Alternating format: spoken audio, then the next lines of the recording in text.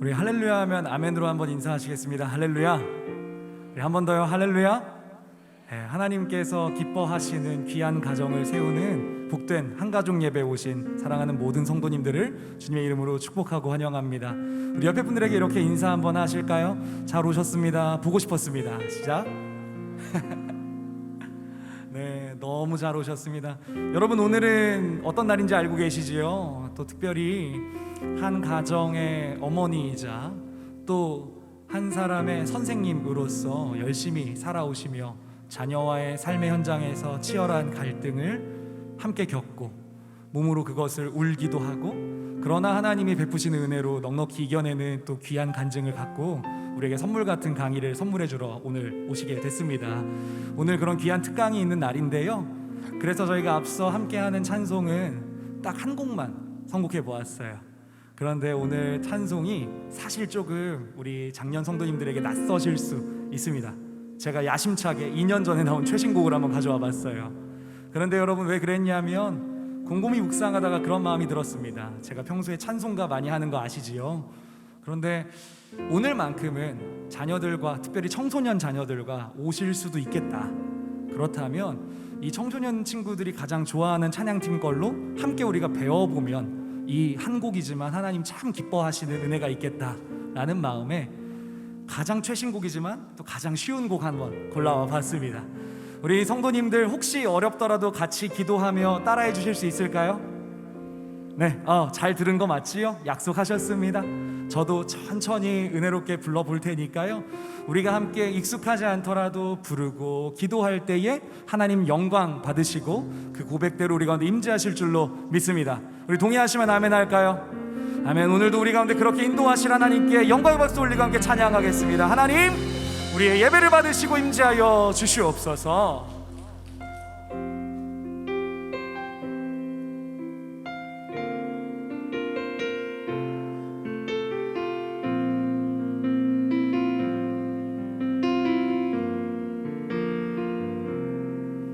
우리 모두 예배하는 자 되어 온전히 영과 진리로 주를 예배하자.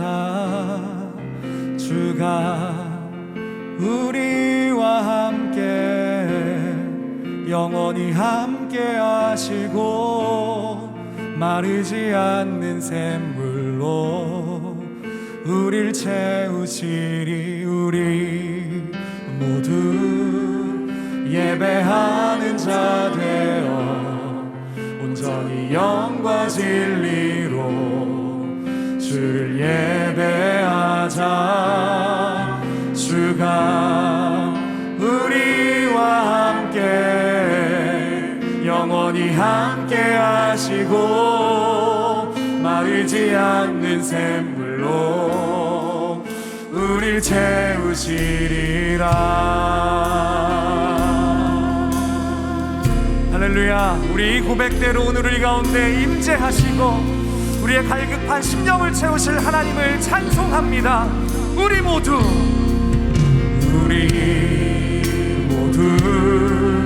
예배하는 자 되어 온전히 영과 진리로 주를 예배하자. 주가 우리와 함께 영원히 함께 하시고 마르지 않는 샘물로 우리 모두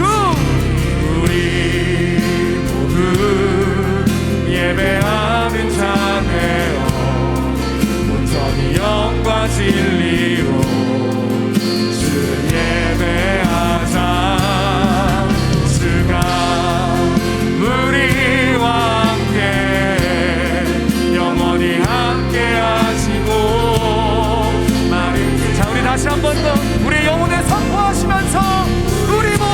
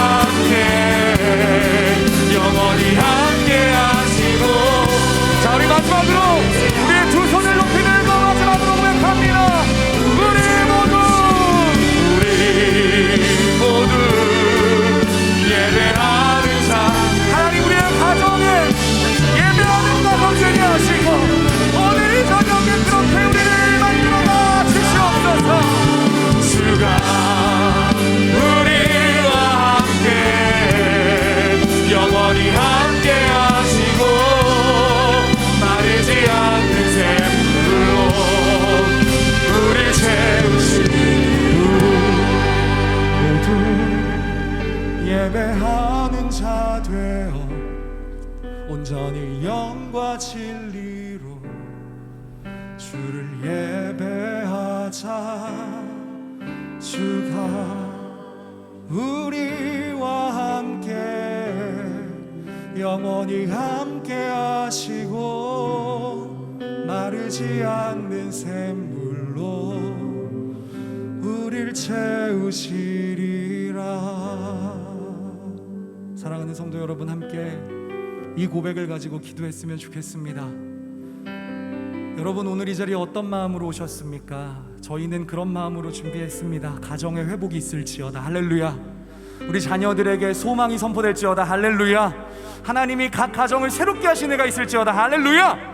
그렇기 때문에 우리가 지금 기도할 때에 이렇게 기도하시죠. 하나님, 마르지 않는 샘물로 오늘 이 저녁에 예배드리는 모든 각 가정에 은혜를 내려 주시옵소서. 우리 귀한 선생님 세우셔서 말씀을 나눠주실 때에 하나님, 마르지 않는 생물이 우리 가운데 풍성하게 하여 주시옵소서라고 우리 같이 주님의 이름 한번 외치고 간절하게 기도합니다. 주의 이름 찾습니다. 주여.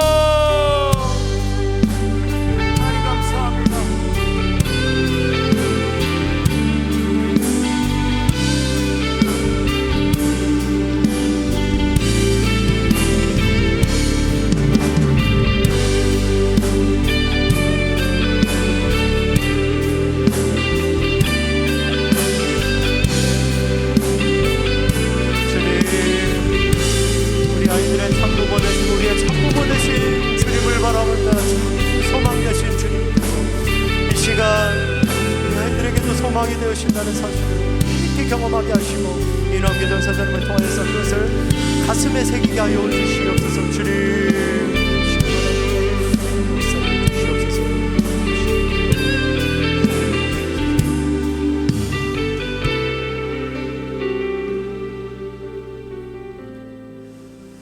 그렇습니다. 주님, 참 소망은 우리를 창조하시고 우리의 인생을 계획하셔서 한 걸음 한 걸음조차도 결코 우연이 아니게 당신의 선한 계획대로 인도하시는 하나님이 우리의 소망이신 줄 믿습니다. 특히 우리 자녀들의 참 부모는 하나님이신 줄 압니다. 나의 아들, 딸들이기 전에 주님이 주신 선물입니다. 잠시 내게 맡겨진 청지기의 부모의 삶을 사는데 참 부모 되신 하나님의 뜻을 알고 하나님의 마음을 알고 하나님의 인격을 닮아서 가르치고 싶고 양육하고 싶고 인생을 지도하고 싶지만 우리가 연약합니다. 그래서 오늘 주님께서 이은암 교장 선생님 보내시고 귀한 것들을 가르쳐 줄 줄 믿습니다. 배우는 모든 것들을 우리 가슴에 새겨지게 하여 주시고 돌아가서 실천할 수 있는 것들이 되게 하여 주시고 변화가 일어나게 하여 주시옵소서. 반드시 그렇게 하실 줄 믿사오며 예수님의 이름으로 기도드리옵나이다. 아멘. 할렐루야. 네, 반갑습니다. 처음 보는 얼굴들도 있으시니까요. 우리 앞뒤 좌우로 가깝게 멀게 이렇게 인사하겠습니다. 우리 자녀들의 참 부모는 하나님이십니다. 인사하겠습니다. 예, 우리의 참 부모는 하나님이십니다. 이제 하나님 말씀 읽겠습니다. 하나님 말씀은 구절이 두 개인데요. 먼저 에베소서 6장 4절입니다. 에베소서 6장 4절. 에베소서 6장 4절. 신약 316페이지에 있습니다. 함께 큰 목소리로 읽겠습니다. 시작. 또 아비들아, 너희 자녀를 노엽게 하지 말고 오직 주의 교훈과 훈계로 양육하라. 아멘. 한 구절 더 있습니다. 데살로니가전서 5장 16절부터 18절까지입니다. 데살로니가전서 5장 16절부터 18절까지 말씀. 신약 333페이지에 있습니다. 다 찾으신 줄 알고 우리 한 목소리로 읽겠습니다. 시작. 항상 기뻐하라. 쉬지 말고 기도하라. 범사에 감사하라. 이것이 그리스도 예수 안에서 너희를 향하신 하나님의 뜻이니라. 아멘. 오늘은 특별한 강사분을 한분 초대했는데요. 이름은 이은암 권사님이시고요. 서울 영문초등학교 교장 선생님으로 그리고 서울 숭실 사이버대 겸임 교수로 재직하고 계십니다. 이은암 교장 선생님은 기독교 방송 외에도 다수의 방송에서도 강연을 하셔서 널리 알려져 계십니다. 저는 책을 구매해서 읽어보았는데요. 교장 선생님이 아들과 딸을 키우면서 저 밑바닥까지 떨어졌다가 어떻게 하나님의 마음을 회복하고 아들과 딸을 회복시켰는지 그 이야기를 듣게 될 것입니다. 오늘 들을 때 많은 은혜와 배움과 회복이 있길 간절히 소망합니다. 이제 이은환 교장 선생님 앞으로 초대할 때 우리 박수로 환영하겠습니다.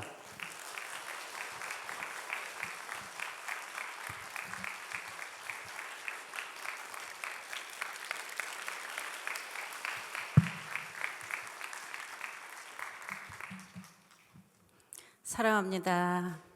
만남을 통해 사랑과 행복의 향기를 전해드리는 서울 은혜교회 권사 이유남입니다. 오늘 여러분들과 제가 이렇게 함께 나눌 수 있도록 은혜 허락하신 우리 하나님께 감사드리며 잠깐 기도하도록 하겠습니다. 고맙고 감사하신 아버지 하나님, 거룩한 주일 저희가 딴 곳 있지 않고 이렇게 거룩한 자리에 구별되어 앉아 있을 수 있도록 믿음 주시고 건강 주시고 그리고 여건 주심을 감사드립니다. 하나님, 이 밤에 부족한 자가 섰지만 우리 성령님께서 함께 해주셔서 전하는 자나 듣는 자나 함께 은혜 받게 하여 주시옵소서.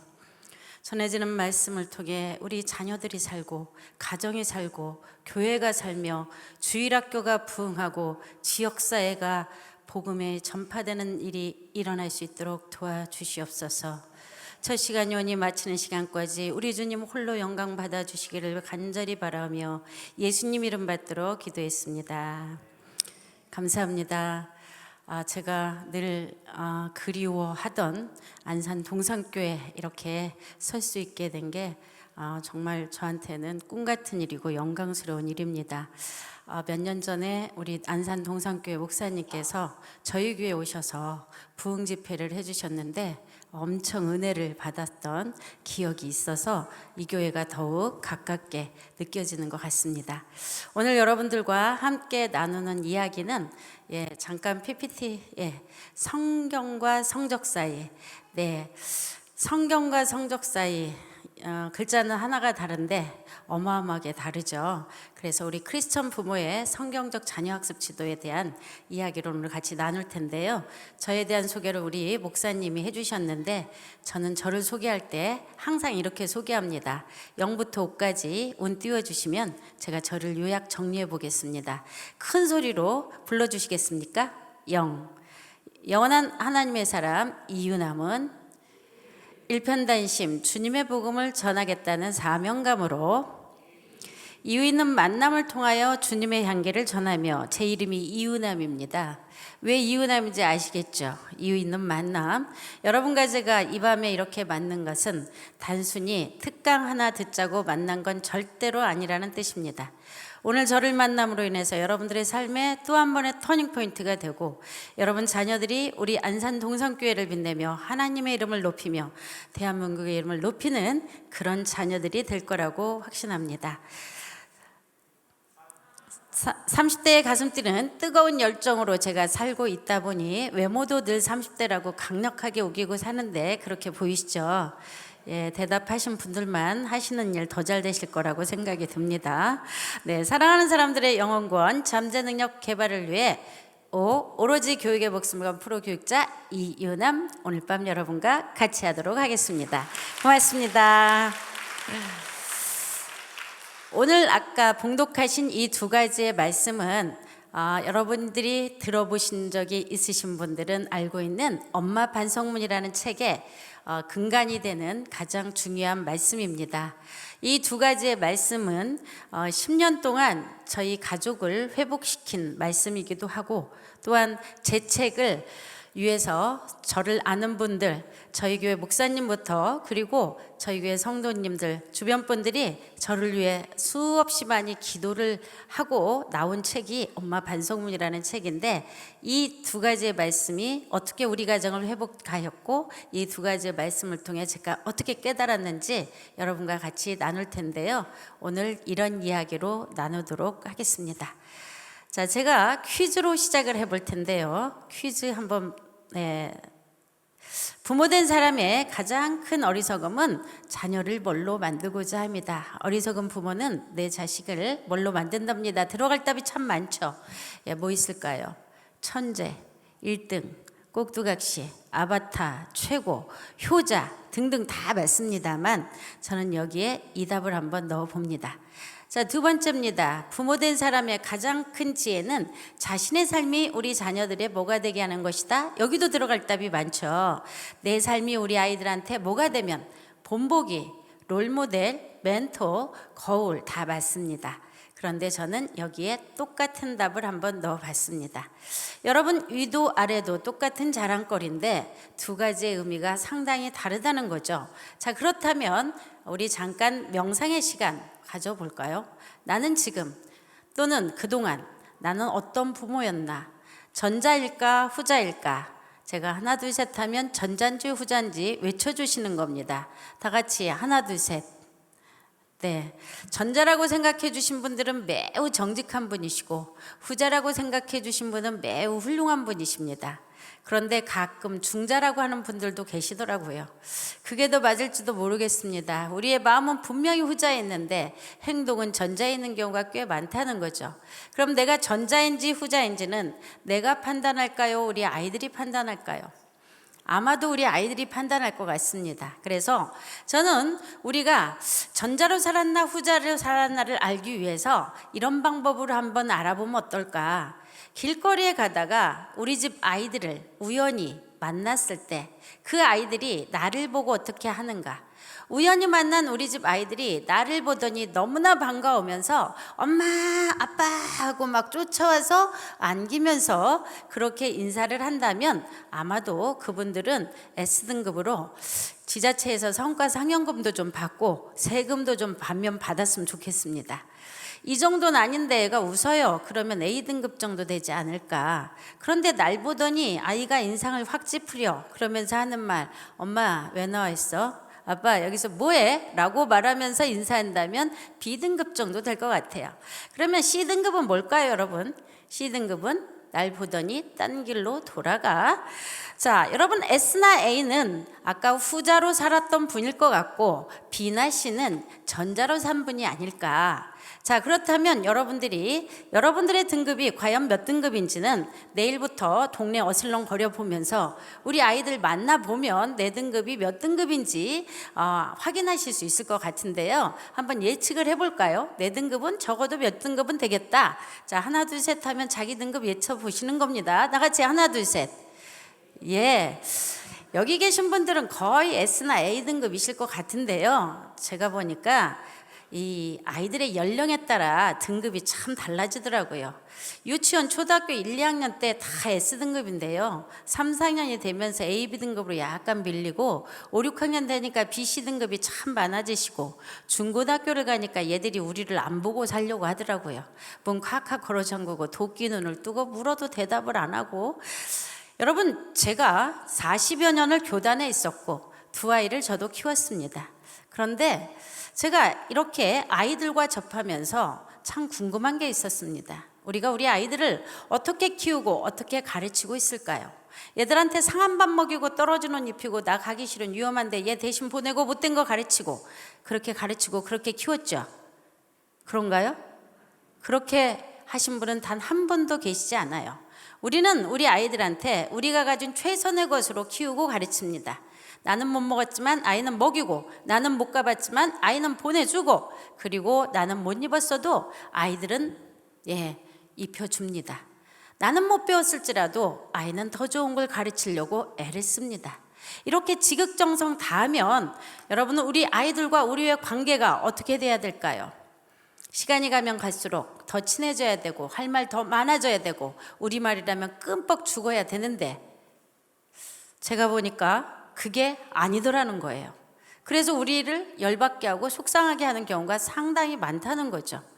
그런데 이게 부모와 자녀만 그런가? 부부는 또 어때요? 부부는 결혼은 누구랑 하셨나요? 지나가는 사람 아무나 붙드셨나요? 아니면 이 사람하고 살아보고 사랑하는 저 사람은 아껴뒀다가 나중에 살아야지. 뭐 누가 이렇게 결혼한 사람이 어디 있을까요? 우리는 누구랑 결혼을 했냐? 이 세상에서 가장 괜찮다고 생각한 딱 한 사람을 골랐습니다. 그 한 사람을 골라서 평생 눈 마주치며 행복하게 오손도손 가슴 뛰게 살아보겠다고 결혼을 했습니다. 그래서 내가 가진 최선의 것을 줬고 그가 가진 최선의 것을 받으며 살았습니다.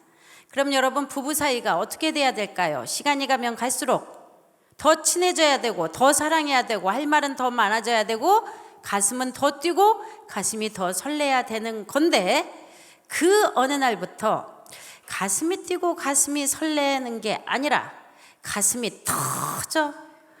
가끔 살이 좀 떨리려고 그래. 분명히 행복하자고 결혼을 해서 행복하자고 애를 낳아서 이렇게 지극정성을 다하고 있는데 내가 원하는 만큼의 행복은 왜 주어지지 않는 걸까? 제가 살면서 이게 진짜 궁금했습니다.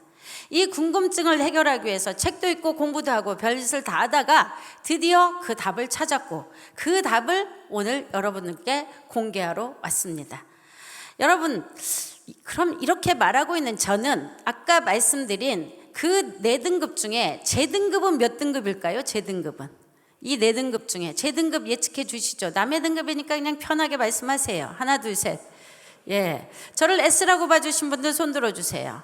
예, 이분들 초긍정인 분들, 이분들 때문에 우리 안산 동산교회가 이렇게 부흥 발전하고 있는 거고요. 이분들 옆에 가면 좀 좋은 일이 많이 생기는 해피 바이러스들이십니다. 친하게 지내시길 바랍니다. 여러분, 제가 딱 보면 한예스하게 생겼습니다. 일단 이 나이에 이 인물이면 빠지지 않습니다. 예, 뭐 이해할 수 없다는 표정으로 몇 분 쳐다보시는데, 예, 저 올해 60입니다. 아직 봐줄만 하다고 생각하고요. 가까이 보면 피부가 좀 괜찮습니다. 신부 마사지 때 마사지를 받아보고 이날 평생 마사지 한 번을 못 받아본 사람이지만 이 정도의 피부면 우리 하나님께 감사해야 된다고 생각하고 있습니다. 남들은 절대 인정하지 않습니다. 제 몸매가 S라인이라는 거. 하지만 전 강력하게 우기고 삽니다. 어느 쪽으로 S라인인지는 잘 모르겠으나 어찌됐든 이리 보나 저리 보나 한예스한 S등급. 여러분, 부모교육 강사들은요, 둘 중에 하나입니다. 첫째, 나처럼 키우세요. 나처럼 키우면 국가고시 3기 합격시키고 미국 아이비리그 입성시키고 모대학 수석 합격시킵니다. 이런 강사들을 우리는 팔로우미 강사라고 합니다. 두 번째, 그와 정반대, 나처럼 키우면 큰일 납니다. 아이 자퇴시키고 가출시키고 자살 준비시키니 나처럼 키우시면 안 됩니다. 이런 강사를 경각심 강사라고 합니다. 그러면 여러분, 저는 팔로우일까요? 경각심일까요? 지금 뭔가 분위기가 이상한데 그럼에도 불구하고 팔로우이라고 해주신 분들은 올한해 분명히 더 좋은 일이 생길 것 같습니다. 여러분, 제가 팔로우미 강사의 S등급 부모인데 오늘 와서 여러분과 같이 나누고 있다. 그러면 여러분이 저와 함께하고 있는 이 시간이 매우 마음이 불편해지십니다. 우리 아이들은 이렇게 자기 자랑을 많이 하면 속된 말로 재수없다고 하더라고요. 다행히 제가 C등급 아래 부모 오랫동안 했습니다. 여러분, 저는 길거리에 가다 우리 집 아이들을 만나는 일 정말 드문 일이었어요. 직장에 다니다 보니 어쩌다 길거리에서 만난 우리 집 애들 얼마나 반가웠을까요? 누구야 부르려고 하는데 아이가 싹 숨습니다. 집에 가서 너 아까 골목에서 엄마 봤니 안 봤니? 엄마는 저 보셨나요? 저는 눈이 나빠 안 보였거든요. 항상 눈이 나쁘대요. 가족끼리 외출을 할 때 저희 가족은 절대 손을 잡지 않았습니다. 제 10m 전방 후방 측방 전부 각계전투. 그때부터 저희 가족은 거리두기를 하고 살았던 선견지명이 있었던 대단한 가족이었죠. 야, 위험한데 엄마 손 잡아. 엄마 손 싫어. 그럼 아빠 손이라도 잡아. 아빠 손은 더 싫어. 그리고 안 잡더라고요. 그때는 왜 제 손을 안 잡는지, 나를 보고 왜 피하는지 깊게 생각해 본 적은 없었습니다. 다만 저희 남편이 접촉 기피성이 좀 있더라고요. 손을 잡거나 팔짱을 끼면 동네 사람 본다고 빨리 빼래요. 불륜도 아닌데. 그리고 호주머니에 손을 넣고 가는데 그 폼이 셋이 똑같습니다. 마음에 안 드는 건 언제나 셋이 똑같았어요. 그래서 애꿎은 저희 남편을 늘 원망하고 살았습니다. 재미있는 등급 이야기는 저에게 매우 가슴 아픈 사연이 있는 등급 이야기입니다. 여러분, 저는 저희 집 아이들을 저의 자랑거리로 키웠습니다. 저의 자랑거리로 키우려면 몇 가지 객관적 증거들이 필요했습니다. 일단 뭘 잘해야 자랑하죠? 학생의 본분은 공부 못하는 것들은 이거 다 직무유기. 이것들은 다 잡혀가야 되는 것들. 인간으로 태어나가지고 어떻게 공부를 못할 수가 있어. 개 돼지도 아니고. 이해할 수가 없었습니다. 저는 공부 못한다는 사실이. 두 번째, 상을 받아와야 되죠. 세 번째, 애가 회장이면 부모도 회장이더라고요. 그래서 이 세 가지는 우리 아이들 키울 때 주력 상품 세 가지. 뭐 하려고요? 우리 아이들 저의 자랑거리로 만들려고. 저는 그래서 늘 여기에 주력해서 키웠기 때문에 학교에 별일이 없으면 늘 칼퇴근을 하고 집으로 총알처럼 달려가곤 했습니다. 왜 그랬을까요? 속된 말로 애들 잡으러 가는 거였습니다. 집에 도착하자마자 엄마 다녀오셨어요? 대답도 하지 않습니다. 그리고 신발을 벗으면서 하는 말은 매일 똑같았습니다. 알림장 갖고 와, 숙제한 거 갖고 와. 그리고 검사를 시작하죠. 두 아이는 이런 말을 참 많이 했습니다. 엄마 오늘 숙제가 너무 많아요. 어려워서 다 못했어요. 엄마 딱 보니까 30분이면 끝나겠다. 놀았지? 딴짓했지? 그리고 거실에 들어가서 맨 처음에 하는 짓이 텔레비전 위에 손을 얹는 일이었습니다. 왜 올렸을까요? 뜨거워진 정도에 따라 시청 시간을 가늠할 수 있었죠. 30분 받거나 1시간 넘었네. 불난다 불나. 이런 네가 숙제를 못했지. 엄마 뭐라 그랬니? 엄마 도착하기 전까지 숙제 다 끝내놓으라고 했지. 너 지금 숙제 끝나고 할 일 한두 가지 아니지. 책 들고 와야지. 문제집 풀어야지. 지금 할 일이 얼마나 많은데 여지껏 숙제 안 해놓고 뭐 했어? 그리고 소리를 높이죠. 두 아이가 고개 푹 숙이고 죄송해요. 한 프로만 보려고 그랬는데 내가 이 세상에서 제일 듣기 싫은 소리가 그 죄송하다는 소리다. 죄송하다고 말할 짓을 하지 말라고 했지. 빨리 들어가 숙제 못해? 그리고 쏘아붙입니다. 두 아이 양쪽 방에 들어가 숙제 시켜놓고 옷을 갈아입다가 갑자기 생각이 났죠. 오늘은 시험을 본 날입니다. 아이들 다시 부르죠. 너희 얼른 나와봐. 다시 시험지 좀 가지고 와. 시험지. 오늘 시험 본 날인데 꿈을 가지고 온 시험지. 뭘 봤을까요? 뭐가 나왔는지 저한테는 하나도 중요하지 않았습니다. 저한테 필요한 건 점수. 마음에 들지 않죠. 뒤적거려요. 뭘 봐요? 맞은 건 절대 안 봅니다. 제가 보는 건 틀린 것만. 그리고 이렇게 말하죠. 두 개는 왜 틀렸어? 엄마가 뭐라 그랬니? 문제 끝까지 읽으라고 했지. 너 아닌 것을 왜 긴 것이라 읽어가지고 내가 어려운 거 틀렸으면 말을 안 한다. 이거 점수 주려고 낸 문제 아니야. 어떻게 이딴 걸 틀려? 너 눈 삐었니? 너 지금 학원 얼마짜리 다닌 줄 알아? 그리고 소리를 또 높이죠. 두 아이는 또 죄송하다고 하고 들어갔습니다. 그리고 저녁 준비를 하다가 오색 빛깔 빛나는 식탁을 열심히 준비를 하죠. 갑자기 또 생각이 납니다. 아이들 다시 부르죠. 너희 다시 나와봐. 아, 왜 또 불러요? 내가 괜히 불렀겠니? 문자 봤더니 학원 늦었더라. 10분이나. 학원은 뭐 하다가 10분씩이나 늦었어. 엄마가 학원은 10분 전에 도착해서 숨 고르고 있다가 설명드리라고 했지. 헐레벌떡 뛰어가가지고 10분씩 늦으면 중요한 거 다 놓치고 뭐 늦고 왔니? 10분 늦었으면 얼마 소리받는지 나누게 봐. 가끔 나누기도 시켜봤습니다. 그래도 화가 안 풀리면 이런 말을 하죠. 네 하는 일이 뭐가 있니? 너 보고 살림을 하래, 돈을 벌어 오래, 애를 낳으래. 네 하는 일 공부뿐이 더 있어? 근데 왜 시간 하나를 못 지키니? 이해가 안 돼 내가. 그리고 아이를 또 야단을 치죠. 자, 저녁 먹는 시간은 저희 집은 정확하게 6시 반에서 7시 사이에 어느 책을 읽었더니 규칙적인 생활이 아이들의 뇌 발달에 좋다고 하더라고요. 까짓거 돈도 안 드는데 못 지켜줄 거 뭐 있어요. 소중한 우리 애들한테. 그래서 그 시각에 오색 빛깔 빛나는 식탁을 딱 준비해놓고 아이들을 부르기 시작합니다. 처음에 이렇게 시작했죠. 얘들아 엄마 밥 다 했다. 식기 전에 밥 먹자. 얼른 나와. 부드럽고 잔잔하게 말하면 촥 나와야 되는데 왜 안 나오냐고요. 뭐하고 있니? 빨리 안 나오니? 엄마 말 같지 않아? 귀 먹었어? 아 진짜 내가 샜을 때까지 안 나오면 밥상 치워버린다. 그래서 셋을 얼마나 열심히 샜던지. 그래도 안 나오면 이런 말을 붙입니다. 내가 이 집 일하는 사람이냐? 왜 나만 해야 되니? 너희도 나 수저도 놓고 반찬 놓고 같이 해야 될 거 아니야? 엄마 노는 사람 아니다. 직장 다니는 사람이야. 돈 번다는 위세까지 떨어가면서 계속 목소리를 높이는데 이 소리는 우리 아이들만 들으라는 소리였을까요? 이게 좀 누구 들으라는 소리예요? 어쩌다 일찍 들어온 남편, 어머님, 아버님, 시누이 같이 살았습니다. 그래서 제가 이런 말을 더 열심히 했는지 모르겠지만 이런 말을 하루만 했을까요? 이틀만 했을까요? 한 달만 했을까요? 2달만 했을까요? 날이면 날마다 눈 뜨면 시작해서 눈 감을 때까지. 그런데 여러분, 제가 이런 말들을 이렇게 우리 아이들한테 입 아프게 열심히 한 이유는 뭐였을까요? 이유는 딱 하나였습니다. 너 잘 되라고. 너희 위해서. 제가 했던 말들 중에 단 한마디도 우리 아이들을 망치려고 했던 말은 한마디도 없었습니다. 다 우리 아이들을 위한다는 명분하에 아이들 얼굴만 보면 뭔가를 말해줘야 된다는 거룩한 부담감을 안고 수없이 쏟아부었던 그 많은 말들. 우리 아이들한테 할 때는 훨씬 더 격렬하게 감정도 넣어서 그렇게 쏘아붙였던 말들입니다.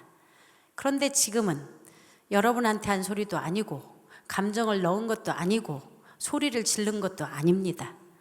그런데 들어보시니까 어떠셨어요? 막 뭐가 하고 싶죠? 얼른 가 숙제해야지. 우리 엄마는 어쩜 이렇게 우리를 사랑하냐. 열심히 공부해서 은혜 갚아야지. 세상에 우리 엄마 같은 엄마 어디서 만나. 막 이런 생각이 지금 저절로 들죠. 그런가요? 숨이 턱턱 막히고 뭔가 확 부셔버리고 싶고 소리 지르고 싶고 대들고 싶고 나가버리고 싶고 그런 생각이 이 잠깐인데도 들으셨을 거라는 거죠. 그런데 제가 하는 이런 소리들이 저만 하는 소리였을까요? 대한민국 각 가정에서 지금 이 시각에도 어제도 그리고 내일도 너 잘되라는 명목하에 이와 비슷한 말들이 정도의 차이, 내용의 차이가 좀 있겠지만 여전히 우리 아이들 귓전에 꽂히고 있는 말들은 아닐까요? 이런 말들을 우리 아이들은 뭐라고 하던가요? 이런 말들을 잔소리. 이런 잔소리들을 들을 때 우리 아이들은 무슨 생각을 했을까? 무슨 느낌이 들었을까?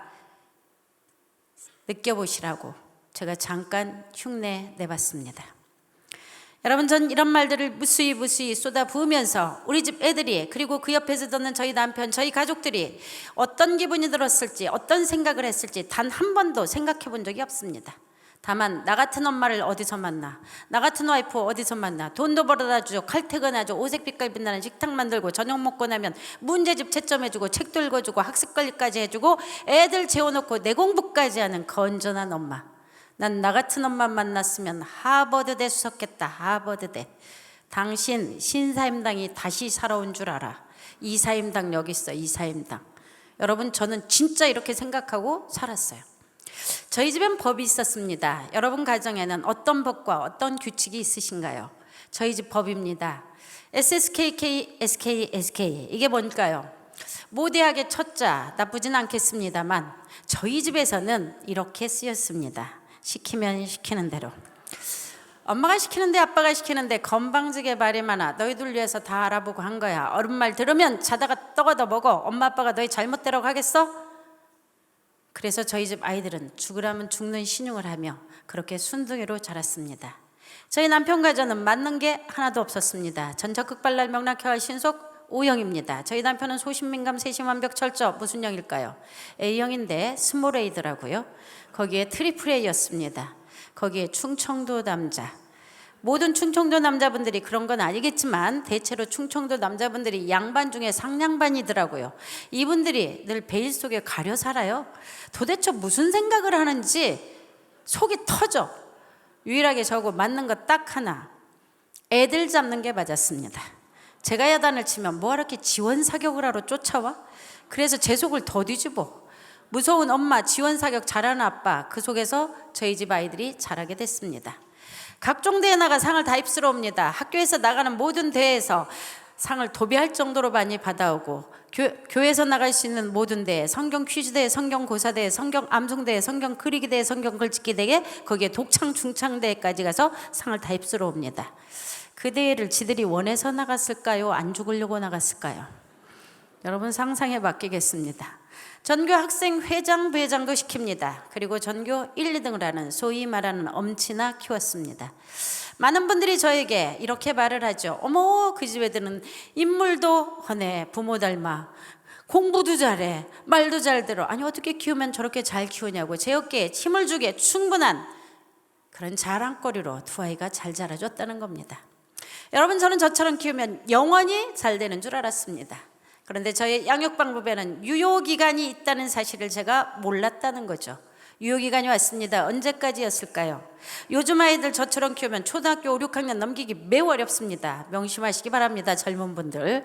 그런데 저희 집 애들이 지금 30대 초반입니다. 그 시절에는 중학교 2, 3학년까지는 갔죠. 그런데 우리 집 애들은 좀 더 갔습니다.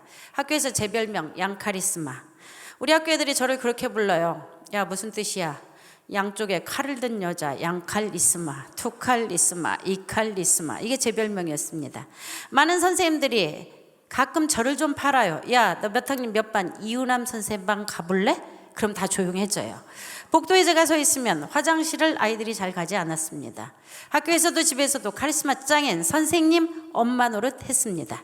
그래서 제가 2017년도 쓴 책 엄마 반성문, 퇴직 전에 꼭 쓰고 퇴직해야 되는 책 교사 반성문, 3부작 하나 죽기 전에 꼭 써야 되겠죠. 그게 바로 아내 반성문.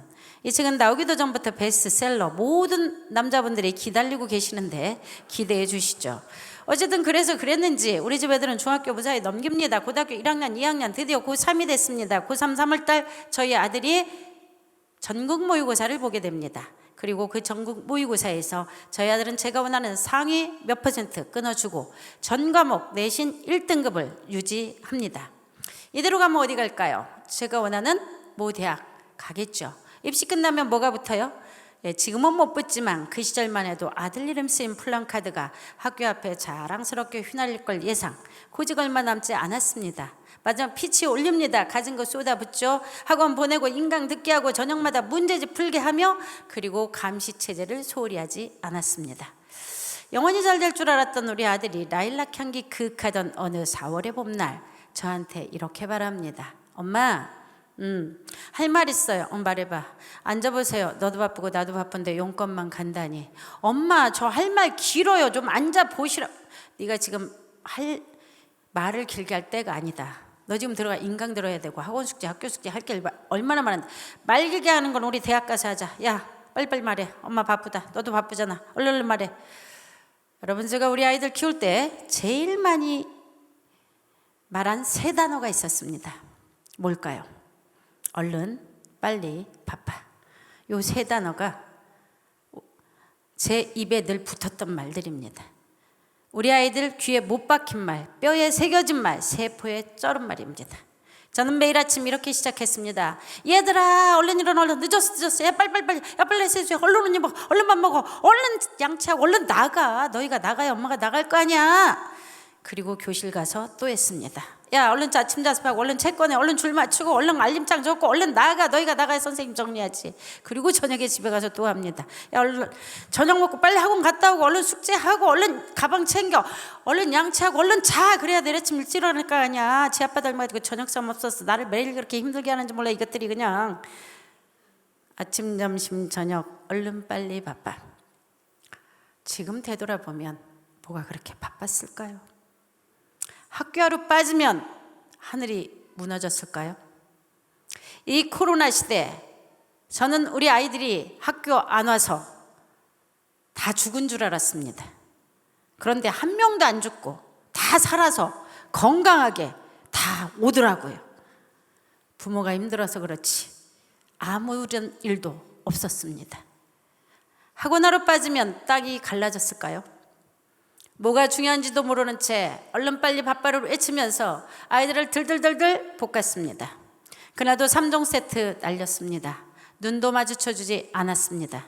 명목은 늦게 들어온 아이 배가 고플까 봐 아이와 눈을 맞추고 아이의 말을 들어주는 것보다 아이를 뭔가를 먹여야 된다는 거룩한 부담감에 그렇게 간식을 준비하며 눈도 마주쳐주지 않은 엄마 그 뒤통수에 대고 아들이 한 말입니다.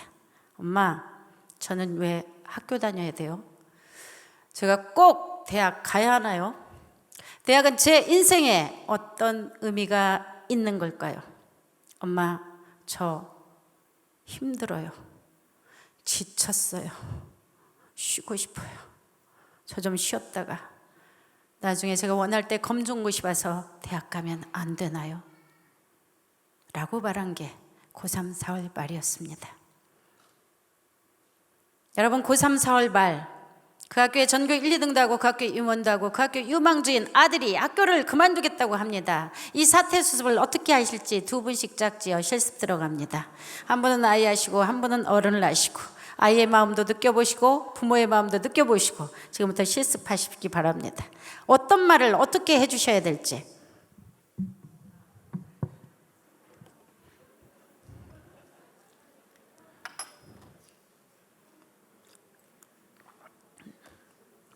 자, 사태 수습이 잘 되고 있습니까? 아마 쉽지 않았을 것 같습니다. 여러분, 제가 그때 우리 아이가 그렇게 말을 할 때 첫 번째 말하는 게 뭐였을까요? 학교 그만두겠다고 한 우리 아들에게 첫 번째 한 말, 이게 미쳤나 지금? 네가 다니는 데가 유치원인 줄 아니? 정신 똑바로 차려. 앞으로 한 번만 그딴 소리 하면 넌 가만 안 둔다. 지금 5월, 6월, 7월, 8월 제일 중요한 때야. 그동안 공대 다 무너져. 앞으로 한 번만 그딴 소리 하면 넌 죽는 줄 알아. 따다다다다. 옆에서 리모컨 돌리던 저희 남편이 다시 합세하기 시작. 다시 따다다다 30분을 훈계를 하고 아이가 열받았습니다. 문을 콱 닫고 들어갔죠. 다시 불렀습니다. 예절 교육 30분. 어디 부모 앞에서 문을 콱 닫아 이런 버르장머리를. 그랬더니 우리 아들이 어떻게 했을까요?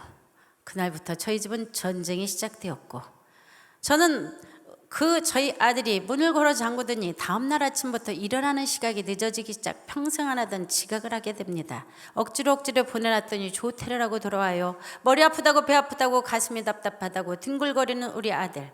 그런 아들에게 저는 무슨 짓을 했을까요? 있는 잔소리 없는 잔소리 너 잘 되라는 소리를 퍼부었더니 어느 날부터 우리 아들이 말대답을 시작. 그리고 며칠이 지나니까 A씨 양념으로 붙고, 그리고 며칠이 지났더니 17, 18이 왔다 갔다. 그 소리가 처음 들을 땐 매우 충격적이었으나 계속 듣다 보니까 들을만은 했습니다만 얼마나 제 속이 뒤집어졌을지. 5월, 6월, 7월, 8월 저희 집에 얼마나 많은 사건이 있었을까요? 그 수많은 사건을 뒤로하고 저희 아들은 고3 8월 31일 자퇴서에 도장을 찍었습니다. 도장 찍던 날 아이의 인생, 제 인생, 우리 가족의 미래 행복 다 끝났다고 생각이 들었습니다. 절망과 고통 속에 시금전폐하고 한숨 들이쉬고 내쉬고 있는데 강남의 유명한 모욕을 다녔던 저희 딸은 당시 고등학교 2학년. 어느 날 저에게 엄마, 저도 할 말 있어요. 말하지 마. 엄마 죽을 것 같아. 그냥 들으시죠. 잘 나가는 오빠도 학교를 그만두는데 덜 나가는 나는 왜 다녀야 돼? 덜 나가는 나도 학교 그만두겠다고 등교 거부하기 시작합니다. 다 큰 딸을 교복을 입혀서 앞문으로 데려다주고 돌아서니 그러면 뒷문으로 도망 나오길 거듭하다가 저희 딸이 9월 28일 자퇴서에 도장을 찍었습니다. 그래서 저는 두 아이가 다 자퇴생입니다. 여러분, 제가 일반 학부모가 아닌 교사 학부모입니다. 그것도 그냥 교사가 아니라 나름 서울 시내에서는 잘 나가는 교사였습니다. 30대 초반부터 서울교육연수원 유명 강사였고 전국 현장연구대 1등급에서 푸른기장을 받았고 수업개선 연구교사에서 서울시 1등급, 그리고 사회과 수업 경진대 금상, 일정연수 수석, 각종 연수에서 수석을 휩쓸며 우리 아이들한테 보여줘야 된다고 생각했습니다. 엄마도 이렇게 열심히 살으니 너희도 이렇게 열심히 살으라고. 그런데 잘 나가는 선생님의 아들, 딸이 어느 날 학교를 그만둔 겁니다. 뭐 했을까요? 먹고 자고 게임하고 얼마나 했을까요? 전 한두 달이면 될 줄 알았습니다. 그런데 무려 1년이라는 세월을 훌쩍 넘겨버립니다. 지금이니까 제가 이렇게 아무렇지도 않게 이야기를 하죠. 3번 쓰러져 응급실에 실려가 봤습니다. 3번 교통사고를 내고 3번 교통사고를 당하고 2번의 대수술. 그래도 우리 집 애들은 눈 하나 까딱하지 않습니다. 그래도 전 희망을 잃고 싶지 않아. 아이들 얼굴만 볼 수 있으면 언제 공장 싶을래? 언제 대학 갈래? 왜 놀고 있어? 문제집이라도 풀든지 인강이라도 듣든지. 제가 정신을 못 차린 겁니다. 그리고 아이들한테 잔소리를 하면 우리 아이들이 저를 째려보면서 엄마 목소리만 들어도 소름 끼친다고, 엄마 말만 들어도 넘어올 것 같다고. 저는 도대체 제가 뭘 잘못했는지 이해가 되지 않았습니다. 급기야 어느 날 저희 아들하고 전쟁을 치르다가 아들에게 모기절 6번도 해봤고, 어느 날은 저희 딸이 집안 살림을 다 때려부셔놓고 아글아글 쓰던 날, 동네 사람들이 저희 집 앞에 구름대처럼 모여들었습니다. 퇴근길에 그 인파를 외치고 제가 저희 집 현관문을 여는데 내가 이 집 엄마 아니었으면 좋겠다. 내가 왜 이런 아이들을 낳아서, 내가 왜 이런 수모를 당하고, 왜 이런, 너무나 가슴이 아파서. 그런데 엄마는 사표를 낼 수가 없었습니다. 그리고 엄마니까 그 방을, 그 집을 들어가더라는 거예요. 내 자식을 살리겠다는 심정으로. 현관문 열었더니 집안 살림 다 때려부셔놓고 아글아글 쓰며 지방문 걸어 잠그고 온갖 것을 집어던집니다. 문을 열어주지 않으니 창틈으로 봤더니 옷 갈기갈기 찢어놓고 책 다 던져놓고 머리 산발을 하고, 그리고 더 이상 부실 것이 없으니까 주먹으로 장롱을 치는데 손은 피투성이가 됩니다. 그 피를 벽에다가 바르는 저희 딸을 보았습니다. 전 자살이라는 단어를 인터넷에서 보는 단어, 방송에서 듣는 단어라고 생각을 했습니다. 그런데 이게 남의 집 일이 아닌 우리 집 일이 될 수도 있겠구나. 아이를 더 자극하면 큰일 나겠다 싶어서 아이 혼낼 생각을 접고 제 방으로 돌아갔고, 그날이 제 인생을 바꾼 날이 되었습니다. 저는 정말 열심히 산 사람입니다.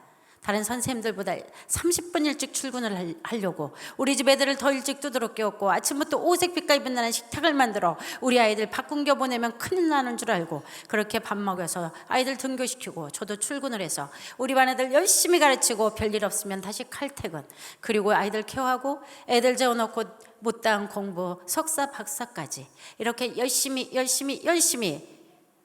옆도 볼 수 없었고 뒤도 돌아볼 틈이 없이 다람쥐 쳇바퀴 도는 삶을 살면 우리 아이들이 잘 되겠거니, 내가 가르친 아이들이 잘 되겠거니, 나의 미래 행복 보장되겠거니, 그리고 달려왔는데 지금 나에게 주어진 이 결과는 도대체 뭔가?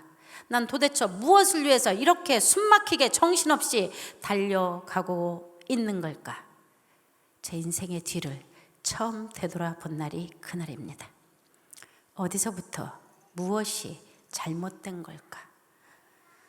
침대에 앉아서 눈물을 줄줄 흘리며 지나간 세월들을 되돌아보는데 갑자기 제 머릿속이 환해집니다. 그리고 제가 다 잊어버렸던 수많은 사건들이 누가 마치 사진을 찍었다가 돌려주는 것처럼 촉촉촉촉촉촉촉. 처음엔 신기했고 나중엔 내가 지금 무슨 환상을 보는 건가? 내가 지금 헛것을 보는 건가? 눈을 감아도, 눈을 떠도, 뒹굴어도, 그리고 이불을 뒤집었어도 그 많은 장면들이 계속해서 돌아가는데 너무 나중에는 무서워졌습니다. 내가 돌았나 보다 이게. 그때 저에게 들린 똑똑한, 저에게 주는 목소리가 있었는데, 네 모습을 보아라. 네 모습을 보아라. 네 모습을 보아라. 제게 보여주신 그 많은 모습들은 우리 아이들을 야단을 치고 확인하고 감시하고 다그치고 있는 모습들이었습니다. 그날의 그 신비한 체험을 통해 우리 성령님께서는 제게 두 가지의 깨달음을 그날 주셨습니다. 첫 번째 깨달음이 단 한 번도 우리 집 아이들, 저희 가족들을 칭찬해 준 적이 없었다는 겁니다. 제가 만약에 칭찬을 했다면 그건 뭔가 더 성과를 내기 위한, 뭔가를 더 시키기 위한 의도된 칭찬. 두 번째는 바쁘게 정신없이 살았기에 우리 아이들과 저희 남편, 저희 가족들과 눈을 맞추고 대화한 기억이 나지 않는다는 사실을 그날 처음 깨달았습니다. 여러분은 최근에 여러분 자녀, 여러분 배우자, 여러분 가족들을 앉혀놓고 30분 이상 대화를 해본 적 있으신지요? 30분 이상의 대화, 내가 하는 말이 아니라 상대방의 말을 들어주는 30분입니다. 우리 아이들이 엄마, 아빠, 할머니, 할아버지 하고 불렀을 때, 배우자가 여보, 자기야, 누구야 하고 불렀을 때 모든 건 내려놓고 딴 생각 안 하고 눈을 맞춰주고 공감해주고 맞장구 치며 그렇게 대화할 수 있는 30분. 그 30분 이상의 대화가 가능하다면, 그 30분 이상의 대화를 할 수 있는 분들이라면 전 그분들을 코치형, 감정 코치형 부모, 배우자라고 말하고 있습니다. 저는 30분 이상 대화를 해본 적이 없습니다. 아니 3분도, 아니 3초도. 가끔 제가 퇴근을 하고 집에 들어가면 우리 아이들이 저한테 말을 붙입니다. 엄마, 오늘 학교에서 이런. 알았어 됐어, 너 지금 학원 시간 늦었어. 야 빨리 갔다 와. 야 너 나중에. 그리고 입을 틀어 막았습니다. 남편이 회사에서 돌아와서 가끔 저에게 말을 시작합니다. 여보, 오늘 우리 회사에서 이런 일이 있었는데. 여보, 회사 일은 회사에서 끝내. 뭘 집에까지 가지고 와. 나도 우리 학교 일 머리 아파. 말하지 마. 나중에. 그리고 입을 틀어 막았습니다. 그리고 바쁘다고 했고, 그리고 시간이 없다고 했습니다. 바쁘다는 제가, 시간 없다는 제가 텔레비전 앞에서는 30분이 아니라 3시간, 주말에는 지나간 프로까지 다 돌려보면서 시청률을 열심히 올려줬더니 거기 출연자들은 몸값이 하늘 높은 줄 모르고 올라가는데 저는 퍼질러 앉아서 먹었더니 땅 넓은 줄 모르고 제 몸은 퍼지고 있더라는 거죠. 어느 날 하나님께서 그것도 깨달음을 주시더라고요. 남의 몸값 올리는 일 하지 말고 네 몸값을 올려봐라. 그래서 텔레비전을 없애버렸습니다. 남의 몸값 올려주는 일 안 하고 내 몸값 올리는 일, 공부하고 기도하고 그리고 책을 읽고 그리고 오늘 여러분 앞에 이렇게 서고 있는 겁니다. 바쁘다는 제가, 시간 없다는 제가, 스트레스를 푼다는 이유로 친구들과는 30분이 아니라 3시간, 때로는 1박 2일, 2박 3일 놀러가서 밤을 지새우며 그렇게 수다를 떨고 있더라는 겁니다. 그런데 나에게 가장 소중한 내 남편, 우리 아이들, 우리 집 가족들하고는 바쁘다는 핑계, 그리고 시간 없다는 핑계, 그리고 날마다 볼 수 있다는 이유로, 언제든지 말할 수 있다는 이유로 대화 한번 제대로 해본 적이 없었다는 사실을 그날 성령께서 깨닫게 해주셨습니다. 그리고 제가 우리 집 애들한테 했던 말들을 생각해 보니 다 이런 말들이더라고요. 숙제했니? 일기 썼니? 문제집 풀었니? 학원 갔다 왔니? 시험 잘 봤니? 늘 지시하고 확인하고 감시하는 말들. 그날 처음 깨달았습니다. 아, 나는 부모가 아니었구나. 관리자, 감독자, 감시자 역할 충실히 하면서 맛있는 것 좀 먹여주고 좋은 옷 입혀주고 사교육 열심히 시켜주면 부모 역할 다 했다고 착각하고 살았구나. 여러분은 부모이셨습니까? 아니면 저처럼 관리자, 감독자, 감시자 역할을 하시면서 잘하고 있다고 생각하십니까? 같이 생각하는 시간이 되길 바라면서 오늘 이 자리에 서 있습니다. 그날 밤 저는 수많은 생각을 하게 됐습니다. 여러분, 코로나가 왜 왔을까요? 우리 하나님의 역사 속에 우연은 절대 없습니다. 분명히 이유가 있습니다. 많은 아버님들이 바쁘셨습니다. 바쁘다는 아버님들은 퇴근길에 지인들을 만나 식사를 하고 술을 마시며 그렇게 시간을 보내다가 9시, 10시를 넘기고 잠자는 아이들의 얼굴만 본 적이 꽤 많이 있으셨습니다. 바쁘다는 어머님들은 아이들 학교 보내놓고 학원 보내놓고 그리고 수많은 맛집에서 카페에서 지인들과 수다를 떨며 시간을 보내고 있었다는 거죠. 그런데 코로나가 오면서 우리의 바쁜 일상은 다 멈춰야 했습니다. 9시 이전에 집에 들어가야 됐고 마스크를 풀고 자유롭게 만날 수 있는 사람들은 유일하게 가족분이 없었습니다. 무슨 뜻일까요? 너희 그동안 바빠서 시간 없어서 남들과 맨날 사업상, 직업상 그리고 스트레스 푼다고 그렇게 대화를 했는데 이제는 일찍 들어가서 30분이 아니라 1시간, 2시간, 3시간씩 가족들과 눈 마주치고 대화하라는 우리 하나님의 사인은 아니었을까요? 그런데 코로나 시대에 이혼율은 더 높아졌고 우리 청소년들의 정신과 치료는 더 많아졌다고 하니 이게 얼마나 가슴 아픈 일인지. 여러분, 우리 아이들이 오죽 갈 데가 없고 오죽 할 일이 없으면 오죽 마음이 아프면 이렇게 참사가 일어났겠습니까? 우리가 그들을 위해서 기도하지 못했고 우리가 그 아이들의 외로움과 그 허전함을 위해서 우리가 한 게 무엇이었는지 저는 오늘 아침 눈물을 흘리며 참회했습니다. 여러분, 우리 아이들이 정말 부모님들과 눈 마주치고 그렇게 가족들과 눈 마주치고 대화할 수 있다면 이런 참사가 또 있었을까? 그 많은 아이들이 거기에 왜 갔을까? 이런 생각도 하면서 마음이 많이 아팠습니다. 여러분, 제가 그날 밤 그 수많은 생각을 하고 어떤 부모님들은 아이들과 끝까지 행복하게 잘 사는가? 어떤 부부들은 죽을 때까지 행복하게 오손도손 잘 사는가? 어떤 선생님들은 긴 세월이 지나도 많은 제자들이 찾아오는가? 고민하기 시작했습니다. 그 고민의 답을 찾기 위해서 저는 길거리로 두 아이를 양쪽 방에 게임 중독의 밴을 만들어 놓고 길거리로 나섰습니다.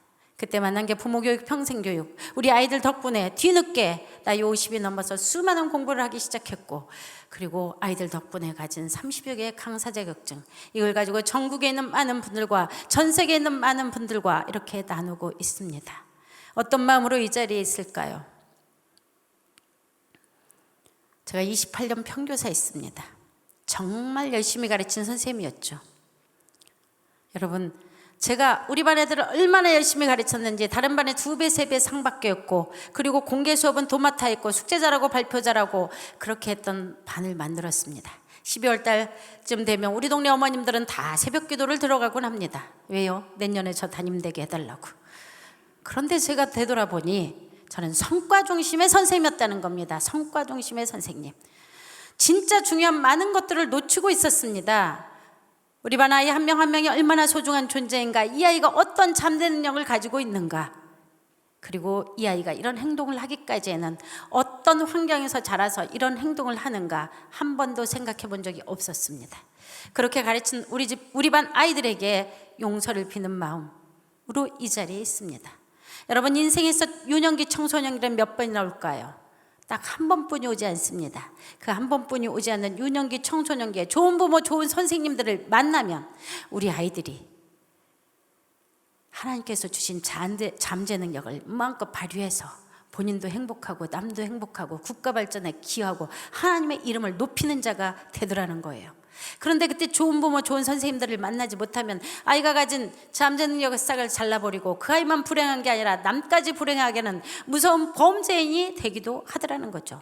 그 한 번뿐이 없는 유년기, 청소년기를 여러분 밑에서 자라가고 있다는 겁니다.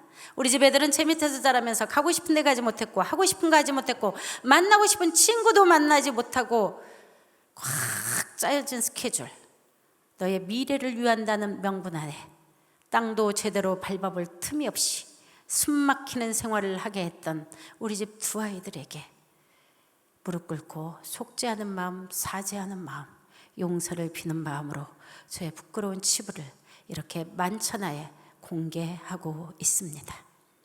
제가 이렇게 나누었더니 죽어갈 아이들이 좀 살아나고, 원수되었던 부모 자녀가 회복되고, 멀어졌던 스승과 제자가 가까워지고, 이혼 위기의 가정들이 좀 덜 끼어지더라는 거예요. 이게 대한민국 아이들 살리고 가정 살리고 그리고 교회와 나라와 민족을 살리는 일이라 생각이 들어서 죽을 때까지 내가 해야 되는 일이 바로 이 일이구나 사명이 되어 오늘도 여러분 앞에 이렇게 서고 있습니다. 제 강의를 들은 많은 분들은 제 강의를 더 듣고 싶다고도 했고, 책이 나오기 이전부터 책을 쓰자는 많은 출판사들이 있었습니다. 그런데 저는 하는 일이 너무 바빠서, 너무 많아서 책 쓸 시간이 없었습니다. 제가 말씀드렸던 엄마 반성문이라는 책은 사실은 제가 쓴 책이 아닙니다. 대필 작가가 있습니다. 제가 20시간 강의한 걸 녹음을 해서 그 녹취를 풀은 대필 작가 누굴까요? 바로 우리 딸입니다. 우리 딸이 저의 녹음한 그 내용을 녹취를 풀어서 이 책이 나왔는데, 저희 딸은 자기의 치부와 우리 가족의 치부가 만천하에 공개되는 이 일을 왜 이렇게 열심히 협조를 했을까요? 가끔 저에게 관계가 회복된 후에 이런 얘기를 자주 했어요. 엄마는 뒤늦게라도 깨달았으니 다행이야. 아직도 깨닫지 못한 이 땅의 수많은 부모, 수많은 선생님, 그들 때문에 우리가 힘들어. 왜 사람들은 청소년 문제라고 하는지 모르겠어. 기분 나쁘게 자기들의 문제를. 엄마, 나는 용기 있어서 학교 그만두고 나왔지만 용기 없는 아이들은 정신과 약 먹으면서 상담받으면서 오늘도 구박받으며 학교 다니고 있더라고. 엄마, 아이들이 자살을 하고 아이들을 학교를 안 가려고 하면 왕따 조사하고 학교 폭력부터 조사하는데 웃기지 말라 그래. 어려서부터 부모님, 선생님들로부터 받은 수많은 상처, 그 상처 이외에 왕따 시킨 아이가, 학교 폭력 일으킨 아이가 점 하나 더 찍었을 뿐이지 왜 걔들한테 다 뒤집어 씌우고 자기들은 착한 척, 아닌 척, 훌륭한 척 왜 그렇게 있는 건데. 그리고 엄마, 가해자가 된 그 아이들이 어떤 아이들인데, 그 아이들도 부모 잘 만났다면, 그 아이들도 선생님 잘 만났다면 그 아이들 그렇게 되지 않았어. 부모 잘 만났고 잘못 만나고 선생님 잘못 만난 그 아이들, 그 가해자들이 더 큰 피해자가 아닐까. 말도 없는 우리 딸이 어느 날 거품을 물면서 가해자가 피해자라고 하는데 한 번도 제가 생각해보지 못했던 부분이었습니다. 아이의 말을 듣고 보니 구구절절 맞았습니다. 네 말이 맞다, 네 말이 맞다. 그러니 엄마가 부지런히 강의 다녀서 엄마 같은 엄마, 엄마 같은 선생님 없애달라고 우리 딸이 명령을 해서 오늘도 이 자리에 서 있는데, 엄마가 다 달릴 수 없으니 내가 책 쓰는 거 협조할게. 나 같은 아이 한 명이라도 줄일 수 있고 나 같은 아이 한 명이라도 살릴 수 있다면 내가 엄마 하는 거 협조해야지. 우리 가족이 해야 되는 일이 이 일이지. 그리고 우리 딸이 녹취를 풀기 시작했습니다. 게임하다 녹취 풀고 녹취 풀다 게임하고 저녁에 제가 들어가면 저를 부릅니다. 엄마 이리 와보세요. 왜? 이때 이 사건 아니었어요. 여기 거짓말이야. 여기 엄마 그때 얼마나 심했는 줄 알아? 아니 어떻게 그걸 다 잊어버려? 난 이렇게 기억이 생생한데. 여러분, 가해자는 잊어버리는데 당한 피해자가 어찌 잊을 수 있으요? 제 책 처음부터 끝까지 100% 감수, 1.1핵도 거짓이 없도록 만들어 저를 주고, 제 이론적 배경도 하고 문맥을 수정해서 우리 아들을 줬습니다. 아들, 네 집과 우리 가족의 집가 만천하에 공개되는 이 책이 세상으로 나갈 터인데 너는 이 책을 어떻게 할 건지 네가 마지막 결정을 해다오. 아들에게 원고를 넘기고 허락을 구했더니 우리 아들이 그 원고를 꼼꼼하게 체크를 하더니 어느 날 저를 부릅니다. 어머니, 이리 와보세요. 왜? 제가 추천사 써드리겠습니다. 제 책 맨 뒤에는 수많은 분들의 추천사가 있는데 저희 아들이 써준 추천사가 있습니다. 아들은 이렇게 써놨더라고요. 전 아직 결혼 전이라 잘 모르겠지만 부모로서 반성하는 일은 쉽지 않은 일일 것입니다. 이 책은 단순한 이론서가 아닌 체험을 수반한 책입니다. 실제로 저희 어머니는 많이 달라지셨고 그로 인해 제 삶도 달라졌습니다. 아이들과 좀 더 좋은 관계를 원하는 이 땅의 많은 어른들이 이 책을 통해 해답을 얻기를 원한다는 우리 아들의 간절한 애원, 우리 딸의 자기 같은 청소년이 다시는 나오지 않기를 바란다는 애틋한 염원, 저의 절절한 절규가 담긴 책이 바로 엄마 반성문이라는 책으로 세상에 나오게 됐습니다. 이 책이 나오자마자 수많은 언론들이 앞다투어 보도하기 시작합니다. 교육도서 한 권이 나왔는데 대한민국 언론이 이렇게 총동원이 되어서 경쟁을 하듯 보도를 한 그런 역사는 없었다고 합니다. 여러분, 왜 이런 일이 있었을까요? 이건 하나님의 역사였습니다. 어느 날 제가 기도하는데 우리 하나님이 이렇게 저한테 말씀하시더라고요. 내가 너를 교장을 시킴은 바로 이때를 위함이라. 내가 너를 교장을 시킴은 바로 이때를 위함이라. 에스더를 왕위에 올렸던 우리 하나님께서는 그가 예뻐서가 능력이 있어서가 아니라 그 민족을 구하기 위해 미리 예비하셨던 우리 하나님께서 이 못나고 이 사악하고 이 말로 표현할 수 없을 정도로 용서받을 수 없는 이 죄인을 그래도 교장이라는 자리를 올려주시면서 내가 너를 사용하기 위함이라. 내가 너무 마음이 아프단다. 학교 갔다 오는 것만으로도 힘든 우리 아이들, 그 아이들을 다녀와서 이 학원 저 학원 이리 뛰고 저리 뛰고 밤늦게까지 이리저리 불려다니고 끌려다니는 이 땅의 아이들, 토요일날 쉬어야 주일날 예배를 드릴 텐데 토요일 이른 새벽부터 밤늦게까지 이 학원 저 학원 이 기관 저 기관으로 전전긍긍을 하는 아이들, 주일날 교회 와서 예배 드려야 되는 아이들이 장로님 자녀도 권사님 자녀도 시험기간이면 다 사라져서 학원에 처박혀 문제를 풀고 공부를 하고 있는 이 땅의 이 시대의 지금의 이 상태, 내가 가슴이 아프단다. 주일학교가 비어가고 어린 영혼들이 병들어가는 이 상황이 내가 너무 가슴이 아프단다. 네가 그렇게 키워서 망쳐봤으니까 네가 가서 가슴 절절하게 외쳐봐라. 그렇게 키워서 안 된다고. 내가 아무나 보낼 수가 없다. 그래도 너에게 공신력을, 교장이라는 공신력을 부여했으니 네가 가서 말하면 다른 사람이 말하는 것보다는 믿어주지 않겠냐? 교장이 아이를 잘못 키웠다고 하니까 사람들이 엄청 힐링이 된다고 합니다. 여러분, 그 어느 날부터 제가 이게 가슴이 너무 아파서 제가 우리 하나님의 그 명령에 순종하기로 하고 이렇게 열심히 전국을 다니고 전 세계를 다니며 나누고 있습니다. 여러분, 제가 이렇게 우리 아이들을 키운 이유는 뭐였을까요? 저의 잘못된 성공의 개념이 있었습니다. 성공이 뭐냐? 저의 성공은 이런 거였습니다. 우리 아이들 공부 잘하게 만들어서 좋은 대학 보내서 연봉 높은 직장 가게 만들어 돈 많이 벌어서 떵떵거리고 잘 사는 거, 돈, 지위, 명예가 저의 성공의 개념이었습니다. 이 오염된 성공의 개념을 지금도 많은 사람들이 추구하고 있습니다. 그런데 여러분, 제가 공부하고 깨달았습니다. 돈, 지위, 명예가 때로는 재앙이 된다는 사실.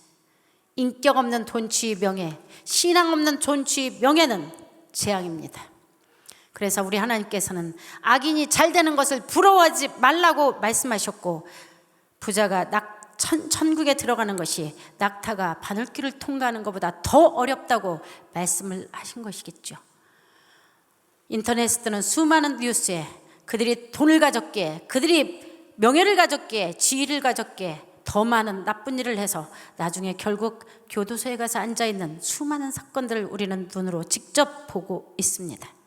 여러분, 돈, 지위, 명예가 신앙 위에 쓸 때, 인격 위에 쓸 때 그게 제대로 된 성공이라는 거죠. 누군가 여러분에게 당신은 어떨 때 성공했다고 생각하십니까? 이렇게 물으면 어떻게 대답하시겠습니까?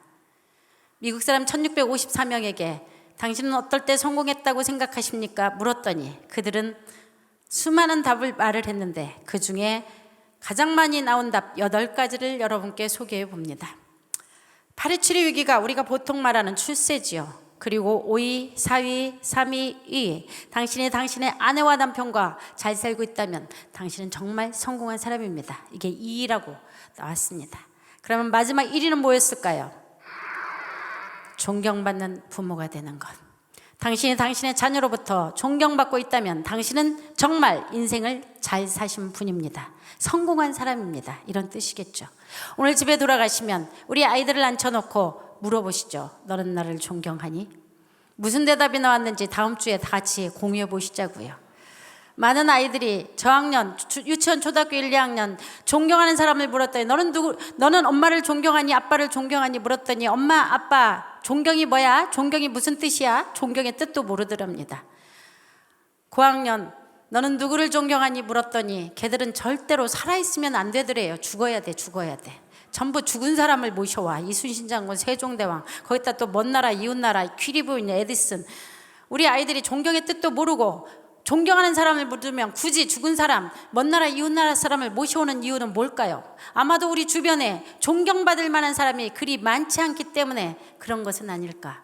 제가 이 자리에 왜 서 있느냐?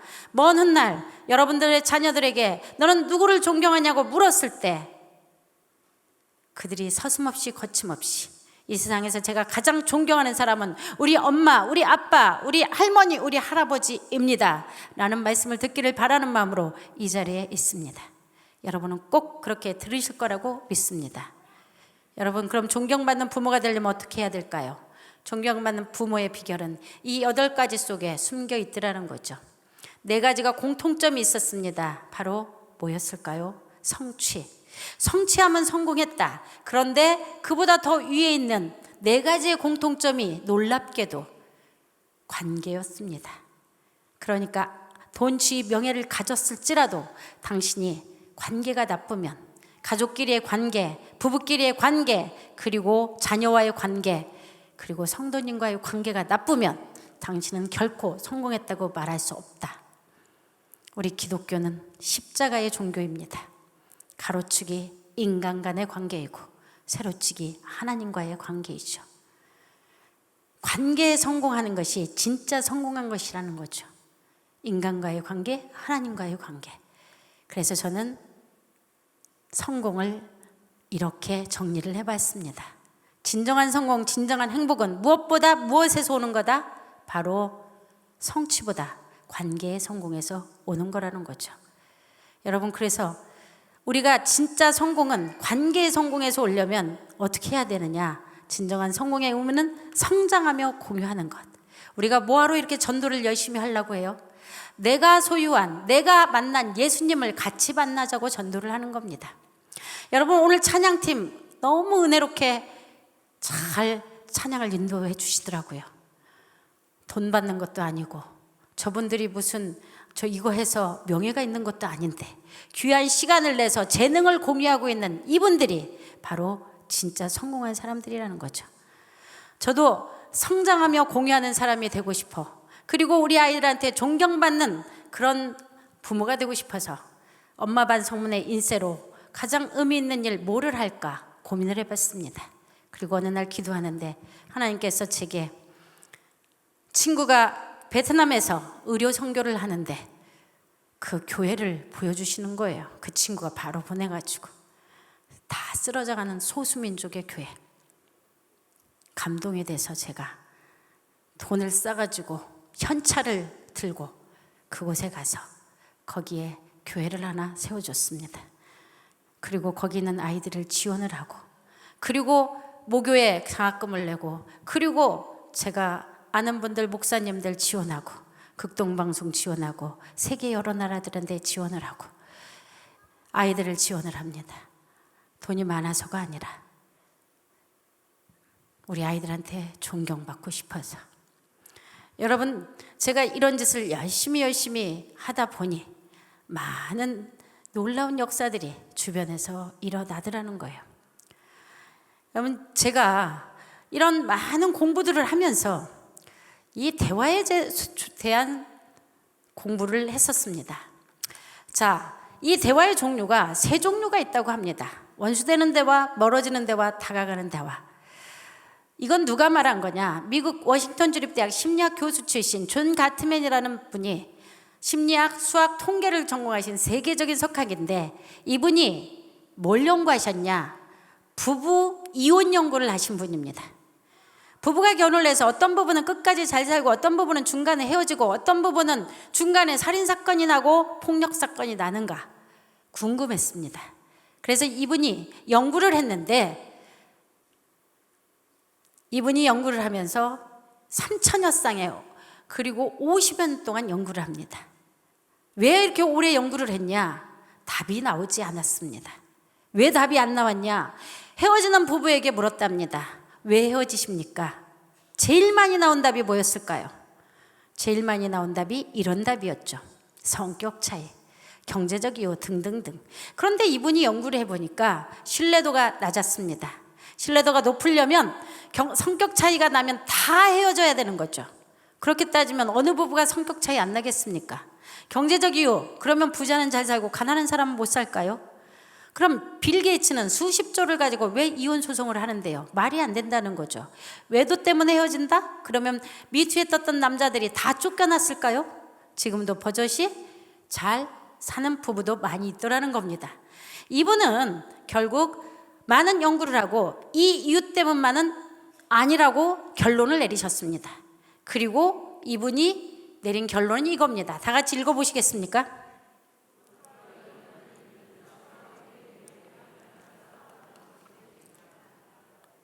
네.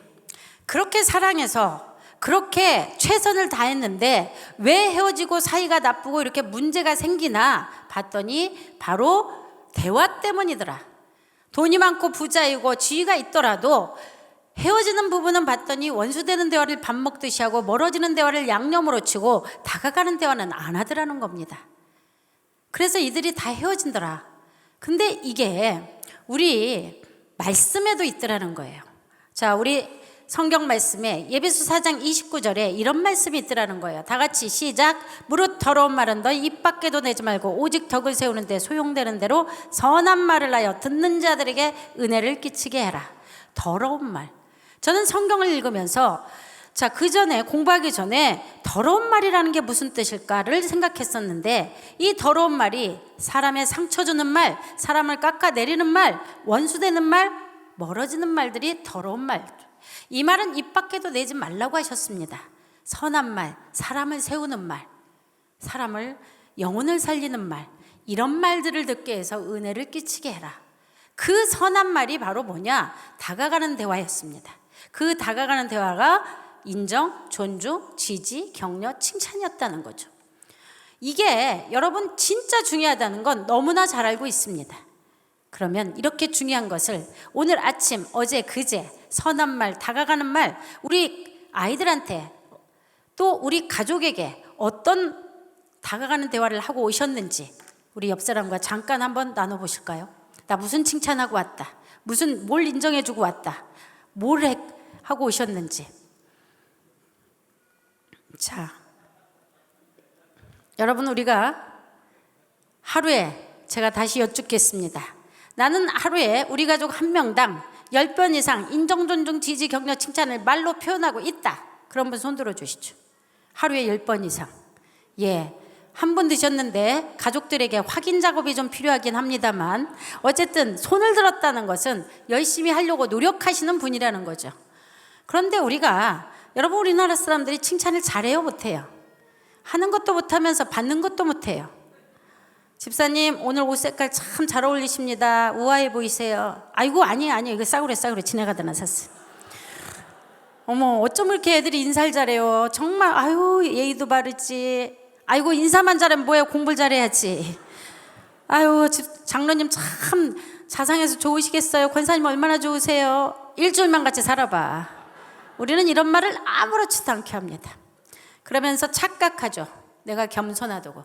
나의 겸손을 강조하기 위해서, 나의 겸손을 가장하기 위해서 칭찬한 사람을 무안하게 하고 옆에 있는 소중한 우리 가족들을 열받게 하더라는 겁니다.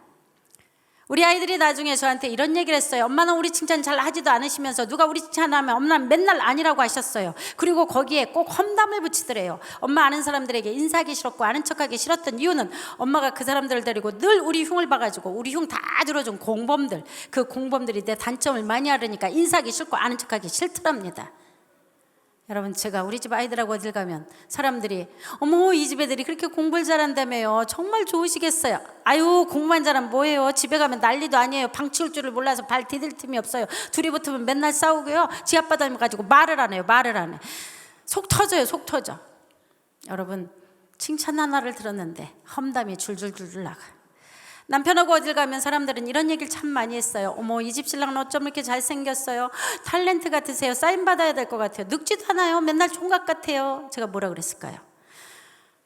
속이 없어서 그래요. 속이 없어서. 생각을 안 하고 살아요. 생각을 안 하는데 늙을 일이 뭐가 있겠어요. 그러니까 혼자 피부 팽팽하고 저만 늙고 저만 속 터져가지고 아무렇지도 않게. 제가 얼마나 칭찬을 못했느냐. 전교 1등짜리 성적표 가져옵니다. 엄마, 저 전교, 야, 목소리 힘부터 빼. 지난달 거 성적표 가지고 와봐. 2개 놓고 부교 분석 후고 올랐다. 수학은 왜 떨어졌니? 평균 90몇 점으로 1등 했다고 자만하지 마. 너희 학교 시험지 강남 애들 갖다 주면 다 너 정도 나와. 강남. 우리 애들이 제일 싫어하는 말 강남, 제일 싫어하는 노래 강남스타일. 그래서 지금도 강남 땅을 우리 아이들은 안 밟아요. 얼마나 지겨웠는지. 아들은 그나마 공부를 잘해서 드론났습니다. 아들은 3살 때 한글을 뗐습니다. 전 저희 아들이 천재인 줄 알았고 내 자식 그 정도 돼야 된다고 생각했습니다. 그런데 똑같은 뱃속에서 나온 저희 딸이 7살이 됐는데 한글을 읽지 못합니다. 얼마나 신기하든지.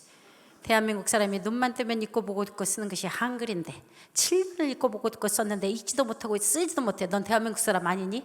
아무리 구박을 해서 아무리 가르쳐도 결국 한글 못 떼고 입학을 하게 됩니다.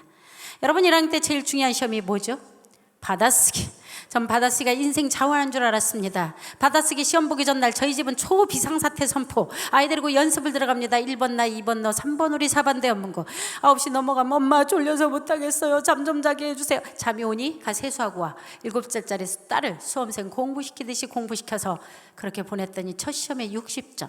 엄마, 선생님이 사인 받아오래요. 난 이 점수에 사인 못한다. 내 인생에 처음 보는 점수야, 이 점수. 너희 오빠는 맨날 100점 맞았어. 넌 어떻게 이 점수 맞고 과연 넘어가니? 집이 오고 싶어? 우리 친정 식구들은 다 공부 잘했어. 넌 도대체 누구 닮았니? 누가 째려봤을까요? 저희 어머님, 아버님, 시누이 다 째려봐. 여러분, 아무리 구박을 해도 50점, 60점 면치 못하던 우리 딸은 드디어 어느 날 80점을 맞아옵니다. 너무 좋아하는 우리 딸에게 제가 한 말, 시험이 좀 쉬웠니? 100점 1년에 한두 번, 엄마 저도 오빠처럼 100점 맞았다고 좋아하는 우리 딸에게 그때 제가 한 말, 너희 반 다 100점이지? 100점 몇 명이니? 확인했습니다.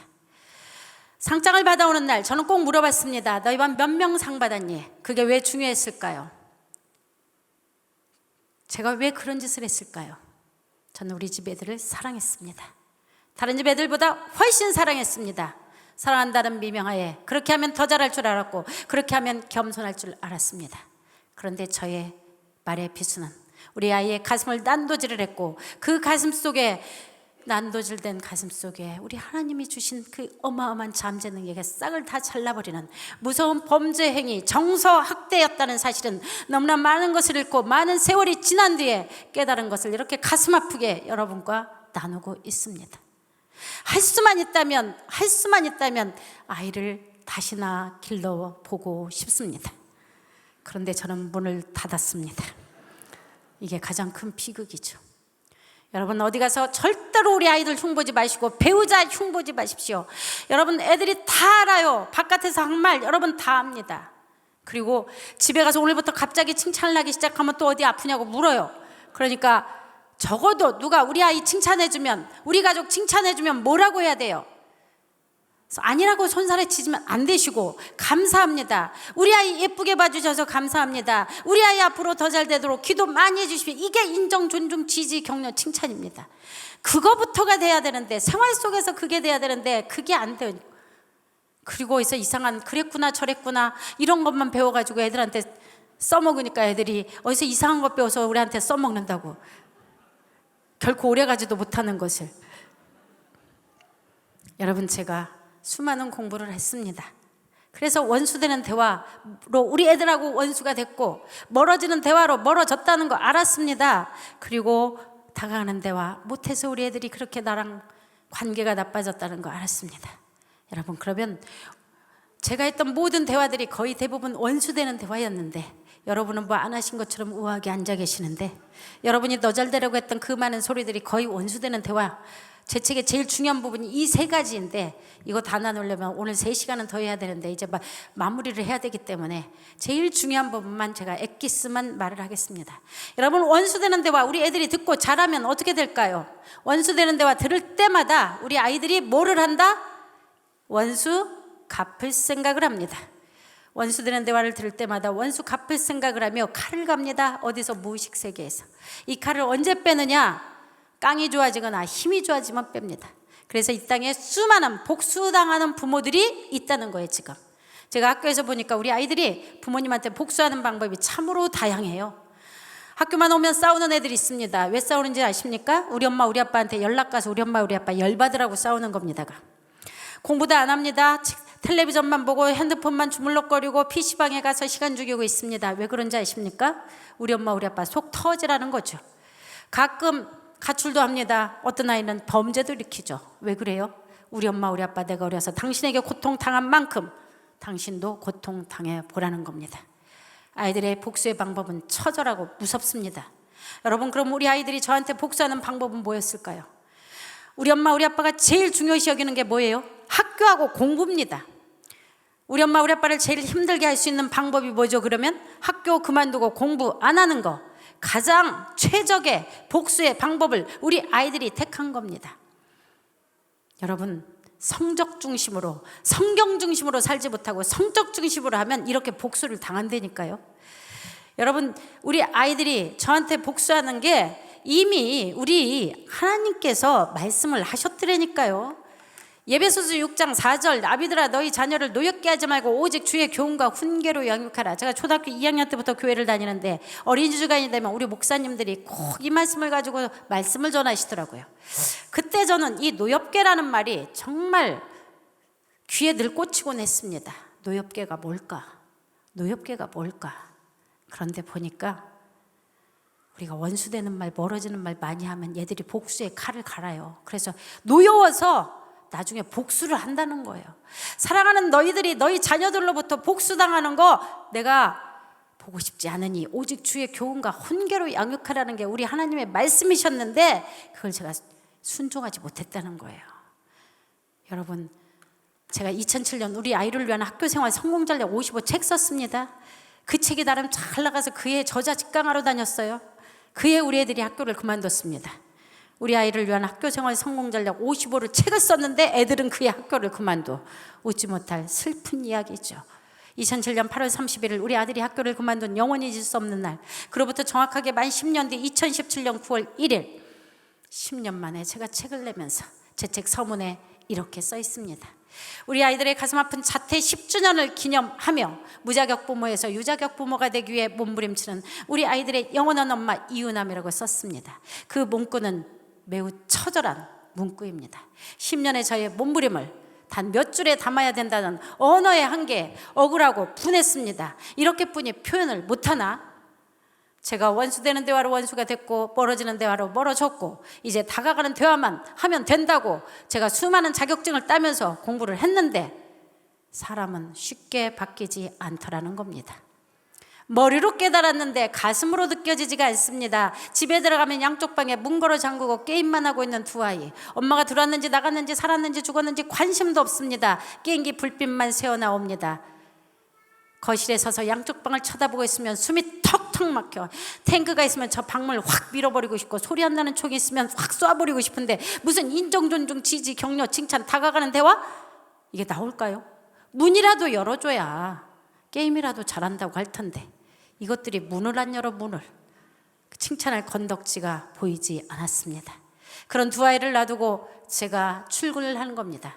교단에 선 제 심정, 내 자식도 못 가르치는 주제에 남의 자식 잘 가르치겠다고 여기 서 있나, 그 자괴감이란 이루 말할 수가 없었습니다. 학교 그만두고 싶은 마음이 12번도 더 들었지만, 남편 사업까지 부도가 나고, 남편은 사채업자에 쫓겨서 지방으로 도망다니고, 전화까지 잘려서 이 인간이 연락도 되지 않고, 그 모든 고통을 저 혼자 감당해야 했습니다. 그때 저녁마다 무릎 꿇고 한 기도가, 하나님, 내일 아침 저는 천국에 있고 싶습니다. 내일 아침 저를 천국에 있게 해주세요. 제가 크리스천이라 전 자살은 못하겠습니다. 천국에 있게 해주세요. 눈물 콧물을 흘리며 벽엔일을 다 적시며 그렇게 기도를 하고, 여지없이 눈을 뜨는 새벽 심장을 치면서 제가, 하나님, 제 심장은 왜 이렇게 튼튼하게 만드셨나요?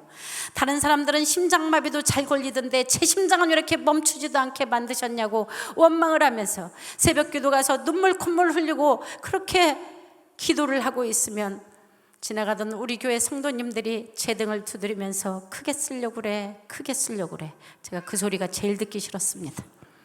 제가 언제 크게 써달라고 했습니까? 그런데 우리 하나님께서는 내가 써달란다고 써주는 분도 아니고, 안 써달라고 안 써주는 분이 아니시더라고요. 본인이 필요하시면 알아서 훈련시켜서 쓰시더라는 거예요. 여러분이 이 자리에 그냥 오신 것 같지만, 여러분께 우리 하나님께서 택하셔서 믿음 주시고 건강 주시고 여건 주셔서 이 자리에 있는 줄 믿습니다. 어느 비가 억수로 쏟아지는 날, 태풍이 몰아쳤습니다. 잠깐 걸어 학교를 갔는데 얼마나 비가 오던지 옷은 다 젖어버렸습니다. 수건으로 닦고 아이들을 기다리고 있는데 아이들이 들어오면서부터 난리가 났습니다. 우산 부서지고 옷 다 젖고 가방 다 젖고, 시작종은 쳤지만 수업할 준비는 여전히 되지 않고 있습니다. 비 오는 날 아이들의 상태 매우 좋지 않다는 거 알고 계십니까? 빗소리도 시끄럽고 애들 떠드는 소리 더 시끄럽고 제 속 더 시끄럽고, 멍청하게 아이들 한 명 한 명 째려보고 있었습니다. 너희 언제까지 떠드나 보자. 그때 제 뒤통수에서 뭔가 확 맞은 느낌, 제 인생의 두 번째 깨달음의 날이 그날이었습니다. 이 비를 뚫고 이 태풍을 뚫고 우리 반 애들이 지금 다 와서 앉아 있는 겁니다. 지금 목숨을 걸고 온 겁니다. 우리 집 애들은 교복 입고 가방 들고 학교 가기를 간절히 원하는데, 저것들은 저렇게 집에서 시간 죽이고 게임 중독에 폐인이 되어 있는데, 너희들은 이 비를 뚫고 학교를 왔구나. 너희 부모님은 진짜 좋겠다. 너희 부모님은 뭐가 걱정이겠니?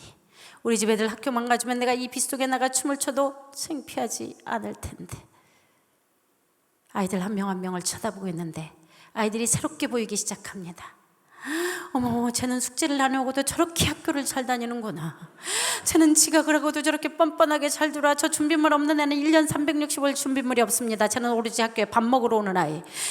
이 무서운 선생님이 일어서라 반성문 서라 난리를 치는데 어쩜 그렇게 멘탈이 강한지 하루도 안 빠지고 학교를 다녀요. 저 쌈딱 싸우러 오는데 싸우러라도 학교를 오더라는 겁니다. 저는 그 어느 날 아이들이 학교 와주는 게 기적이라는 사실을 알게 됐습니다. 그 뒤에 저는 아이들을 야단을 칠 수가 없었습니다. 숙제 안 했어도 됐어. 들어가. 학교 왔잖아. 지각했어도 PC방 안 가고 학교 왔으면 된 거야. 야, 준비물 없다고 기죽지 마. 괜찮아. 너 집에 안 가고 버티고 앉았어. 고맙고. 싸웠어도 학교 와서 싸웠으면 된 거야. 여러분, 제가 이렇게 바뀌기 시작했습니다. 하나님께서는 제게 또 한 번의 음성을 들려주십니다. 이 아이들만 학교를 잘 다녀준 게 아니라 너희 집 아이들도 학교를 잘 다녀줬었단다. 눈이 오나 비가 오나 바람이 부나 너희 집 아이들이 얼마나 학교를 잘 다녀줬는지 너 기억나지 않느냐? 너희 집 아이들은 학교만 잘 다녀준 게 아니라 직장 다니는 너를 잘못 만나서 그 어린 핏덩이 때부터 네가 출근하는 날에는 이 기관 저 기관 어린이집 유치원 이 사람 저 사람 남의 손에 맡겨줘야 했었단다. 너 기억나지 않느냐? 어린이집 가기 싫다고 유치원 가기 싫다고 목 놓아 울던 수많은 날들, 열 펄펄 나고 설사 줄줄 나던 날 네 옷자락을 잡고 놓아주지 않던 너희 아이들의 그 애절한 목소리를 잊었느냐? 엄마, 나 오늘은 머리 아프다. 나 오늘은 어린이집 가기 싫어. 엄마 더 자고 싶은데 나 어린이집 안 가고 더 자면 안 돼? 엄마는 왜 맨날 학교 가? 엄마는 왜 맨날 학교 가? 다른 엄마들은 집에 있던데 누군 좋겠다. 엄마 맨날 집에 있어서 엄마랑 같이 놀아서. 나도 우리 엄마 집에 있고 같이 놀면 좋은데 엄마 나 오늘 아프니까 딱 하루만 나랑 놀아주라. 응? 고사리 같은 손을 펴고 눈물을 줄줄 흘리며 제 옷자락을 잡고 놓아주지 않았습니다. 저는 그 손을 뿌리쳐야 했습니다. 너 때문에 늦는다고, 너 때문에 늦었다고 그 아이를 억지로 안아서 어린이집 유치원에 맡기고 돌아서는 날이면 동네가 떠나가게 울었습니다. 그 울음소리가 지금도 제 귀에 쟁쟁합니다. 내가 무슨 떼돈을 벌겠다고, 내가 무슨 부귀영화를 보겠다고 내가 이 짓을 하고 있나. 저도 울고 아이도 울고 교실에 들어가면 퉁퉁 부은 아이들한테 들킬까 봐 먼 산을 보며 눈물을 훔쳤습니다. 우리 아이가 지금은 울음을 그쳤을까? 지금은 열이 떨어졌을까? 걱정이 되어도 조퇴도 결근도 못하던 시절이 있었습니다. 둘만 나 잘 기르자 잘 키운 딸 하나 열아들 안 부럽다. 나라망을 구호도를 전국 방방곡곡 교실 구석구석 붙여놓고 산하제 하느라고 아이를 낳으면 죄인이 되어버렸습니다. 셋째를 낳으면 의료보험도 해주지 않았고, 그리고 남자들 예비군 훈련 가면 생육하고 번성하라는 하나님의 명령을 거슬려가면서 부름수술 시켜서 보냈던 그 시절의 그 어리석은 행위가 지금의 인구재앙을 만들지 어찌 알았을까요? 그때 태어난 우리 집 아이들 어렵고 힘들게 키워야 했습니다. 어린이집 유치원만 그렇게 다녔을까요? 학교 다닐 때는 어떻게 다녔을까요? 엄마도 없는 텅 빈 집 지 혼자 문 따고 들어간 날 수두룩했고, 학원 시간에 쫓겨서 물 마실 시간, 간식 먹을 시간도 없이 다시 학원으로 달려가야 했습니다. 학원 다녀와서는 어떻게 했을까요?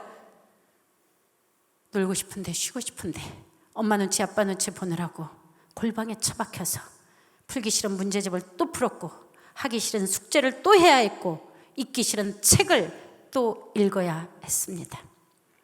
이게 우리 집 아이들만의 이야기일까요? 대한민국 수많은 가정에서 아이의 얼굴 한 번 제대로 안 봐주고 아이 말 한 번 제대로 들어주지 않으면서 무엇이 중요한지 모르는 채 이렇게 키운 가정이 수두룩하지 않으셨나요? 우리 시대만 이런 줄 알았더니 젊은 부부들이 본 것이 그것뿐이 없다 보니 우리보다 더하면 더했지 덜하지 않는다는 사실이 크게 가슴이 아파서 이렇게 오늘 눈물로 여러분께 호소하고 있습니다. 말로는 인격을 강조하고 말로는 신앙을 강조하면서 아이들 점수만 나오면 쥐잡듯이 잡고, 아이들 다른 아이들한테 지면 난리 나는 줄 알고 그렇게 주일날이고 토요일이고 쉬지 못하게 아이들을 들들들들 볶는 이 땅에 많은 젊은 부부들, 여러분 그 어느 날치가 우리 집 아이들이 학교 다녀주고 유치원 어린이집 다녀줄 때 그게 얼마나 고맙고 얼마나 감사하고 얼마나 인정받고 존중받고 지지받아야 되는 일인지 내가 그때는 몰랐었구나 깨닫고 나는데 얼마나 우리 집 애들한테 미안하던지. 얘들아 미안해, 얘들아 미안해, 이 엄마를 용서해다오, 그 말을 해주고 싶었는데 문이 잠겨있어 그 말도 못하고 문 밖에 서서 하염없이 눈물을 흘렸던 수많은 날들이 있었습니다. 나의 소리 없는 함성을 어떻게 저 아이들한테 전달을 할까? 그런데 우리 하나님께서는 우리에게 텔레파시라는 기적과 같은 선물을 주셨습니다. 문 열고 말하지 못했는데 어찌 제 마음을 알았을까요? 우리 아이들의 방문이 어느 날 풀려 있더라고요. 얼마나 감사한지. 얘들아 방문 풀어줘서 고마워. 그리고 며칠이 지났는데 문이 빼꼼히 열리기 시작. 이게 얼마 만에 보는 아이들의 얼굴인지. 얘들아 너희 얼굴 보여주니 고마워. 그리고 제가 해주는 밥도 먹지 않았던 우리 집 아이들이 며칠이 지났는데 제가 해주는 밥을 먹어주기 시작하는데 그게 얼마나 감사하던지. 어느 날 싱크대에서 물 줄줄 흐르는 국그릇 물 줄줄 흐르는 아이들의 숟가락을 들고 얘들아 이 엄마가 해주는 밥 먹어주니 고마워. 그리고 눈물을 흘리고 있었는데 우리 하나님께서 제게 주신 말씀이 바로 데살로니가전서 5장 16절에서 18절의 말씀. 항상 기뻐하라 쉬지 말고 기도하라 범사에 감사하라 이는 그리스도 예수 안에서 너희를 향하신 하나님의 뜻이니라. 여러분 하나님께서는 제게 엄청난 축복들을 주셨습니다. 좋은 집 살게 하셨고 좋은 차 타게 하셨고 잘 나가는 남편 잘 나가는 아이들 주셨습니다. 그런데 저는 한 번도 감사할 줄 몰랐어요. 더 공부 잘하는 아이들, 더 잘 나가는 남편, 더 좋은 집, 더 좋은 차를 바랬습니다. 그랬더니 우리 하나님이 감사할 줄 모르는 자에게는 줄 필요가 없다고 생각하셨는지 어느 날 바람에 나는 겨와 같이 다 쓸어가시고 한 개도 남기지 않으시더라고요. 그리고 남편 사업부도 내서 지방으로 쫓겨다니고 아이들은 폐인이 되어 그렇게 처박아 놓고 저는 지하 새방에 병들어 눕게 하시더라니까요. 그리고 우리 아이들 때문에 깨닫게 하시고 지금은 제가 무엇을 감사하고 있을까요? 돈을 못 내서 한전에서 저한테 매일 전화가 옵니다. 전기 자르겠다고. 전화벨만 울리면 심장이 벌렁거렸습니다. 그런데 이제는 편안하게 전화 받을 수 있게 해주신 우리 하나님께 감사하고 있습니다. 가스 3번이나 잘려봤습니다. 돈을 못 내서. 가스레인지에 밥을 해먹는 건 있을 수도 없었고 블루스타 빌려다가 제가 밥을 해먹는데 지금은 블루스타도 아닌 가스레인지도 아닌 인덕션에 밥 먹게 해주신 우리 하나님께 감사하고 있습니다.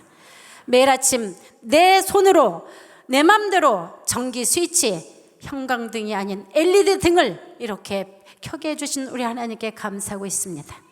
우리 아이들이 게임 중독의 폐인이 아닌 건강한 사연이 되었다는 거 감사하고 있습니다. 여러분 제가 이걸 깨닫고 나니까 선한 말 다가가는 데와 인정, 존중, 지지, 격려, 칭찬이 대입에서 자연스럽게 나오니까 우리 집 아이들이 동기부여가 되었는지 어느 날 보니 그 없애도 부셔도 나오던 게임기가 사라졌더라는 거예요. 그리고 바깥으로 나와서 움직이기 시작. 어느 날 보니 인터넷 검색합니다. 뭐 찾나 봤더니 검정고시 날짜 확인. 그리고 얼마 공부도 안 했는데 둘이 가서 덜컥 고시 패스를 해가지고 왔습니다. 동시 고시 패스, 검정고시. 그리고 얼마 뒤 수능 시험 보러 갑니다. 우리 아이들은 씻고 왔다고 저한테 자랑스럽게 말합니다. 저는 우리 아이들 수능 성적 한 번도 물어본 적도 없고 지금도 모릅니다. 왜 모를까요? 왜 안 물어봤을까요? 수능 봐줬다는 사실이 감사해서 1년에 300명 이상의 청소년들이 자살을 하고 거기에 자살을 시도하고 있는 나라가 이 땅인데 17년, 18년 동안 자살하지 않고 살아있다는 사실이 감사해서 우리 아이들 수능 성적 물어본 적도 없습니다.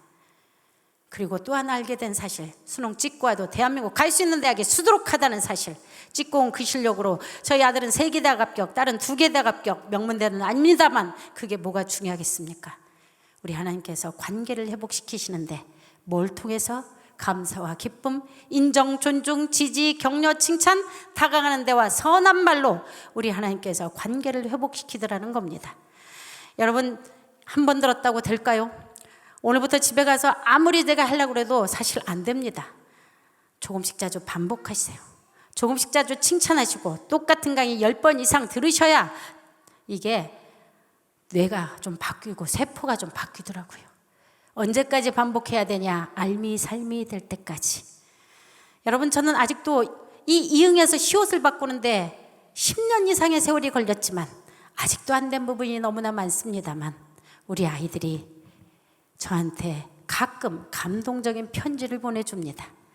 자, 그 감동적인 편지 읽어드리고 마치도록 하겠습니다. 저희 딸입니다.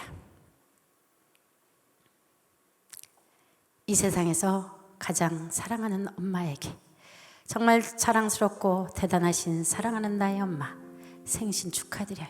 아무것도 하지 않고 있는 날 늘 자랑하고 다니시고 항상 용기를 심어주고 긍정적으로 생각해주고 큰 꿈을 갖게 해주고 어려울 텐데 미국도 보내주시고 정말 고마워요. 어디 가서나 엄마 이야기를 하면 난 정말 복받은 아이라고 말해요.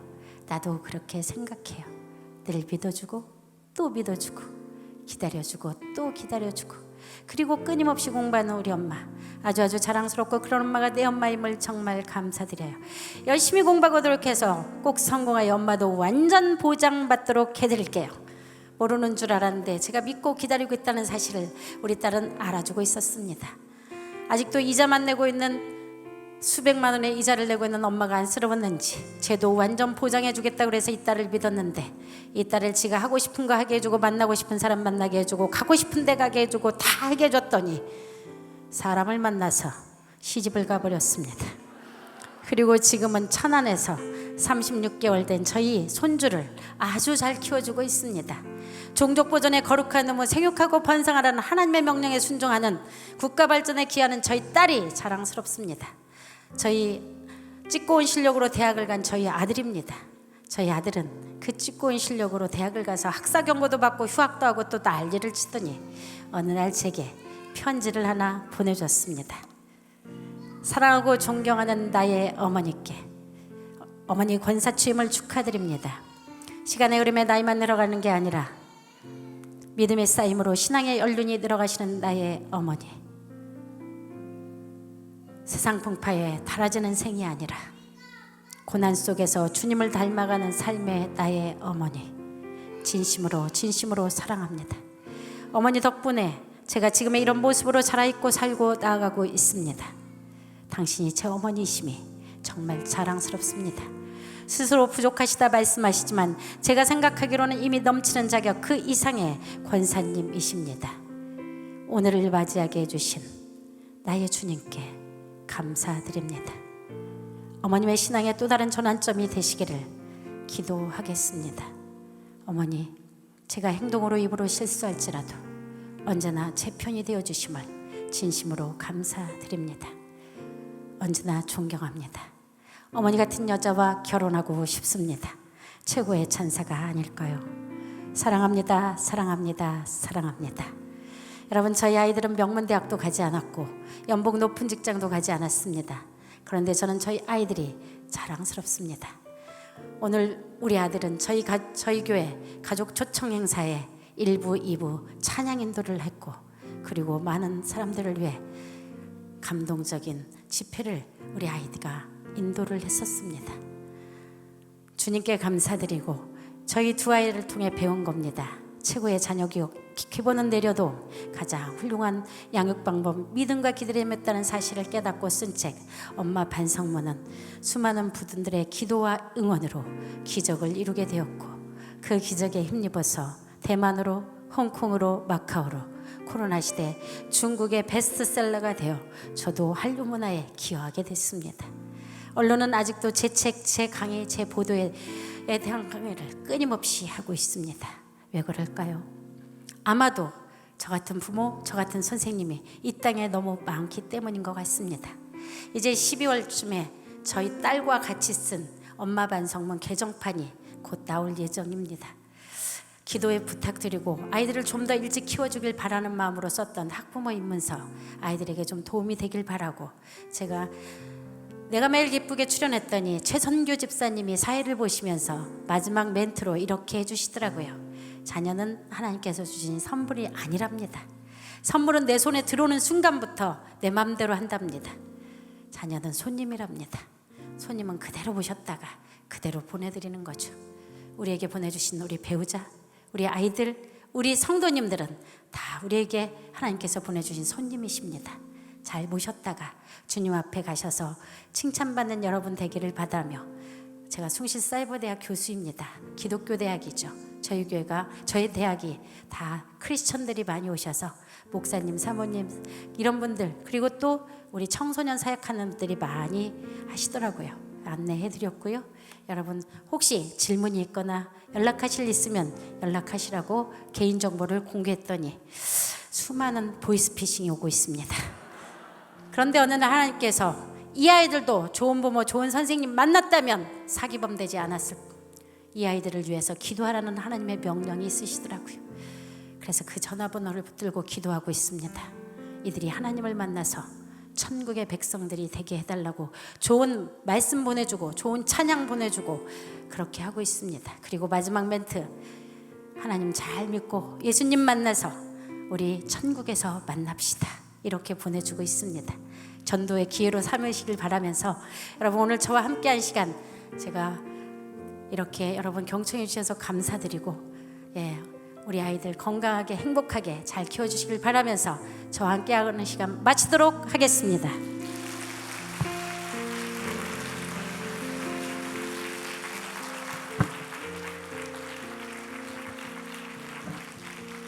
다시 한번 우리 마음에 울림을 주신 우리 이은함 교장 선생님께 큰 박수로 감사 보답하겠습니다.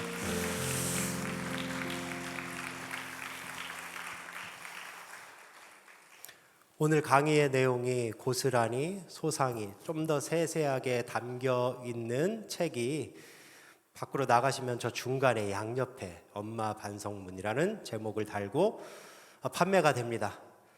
정가 14,000원, 2,000원 깎아드립니다. 12,000원에 사실 수 있고요. 현금이 없으셔도 걱정 안 하셔도 좋습니다. 계좌 이체가 가능하니까요. 참고하셔서 가져가셔서 참고하셔서 연습하시고 반복하시고 또 누군가에 권해주고 싶으면 선물도 해주시고 하시면서 오늘 배운 내용들이 우리 가정들을 우리 자녀들을 회복하는 그런 운동으로 역사로 일어나길 간절히 소망합니다. 이제 축도하고 마치겠습니다. 이제는 예수 그리스도의 은혜와 하나님의 크신 사랑과 성령님의 교통하심이 때로는 자녀를 내 소유물로 알았는데 혹은 그저 하나님이 주신 멋진 선물로 알았는데 하나님이 주신 귀한 손님이니까 잘 대해주고 사랑해주고 격려해주고 지지해주고 칭찬해주고 하나님의 사람으로 하나님의 사랑으로 사랑하여서 이 아이들이 어두운 세상에 환한 빛으로 세워지길 간절히 소망하고 있는 그런 존경받는 부모가 되길 간절히 소망하고 있는 여기 계신 모든 부모들 위해 우리의 자녀들 위해 이제로부터 영원토록 함께 있을지어다. 아멘. 너희는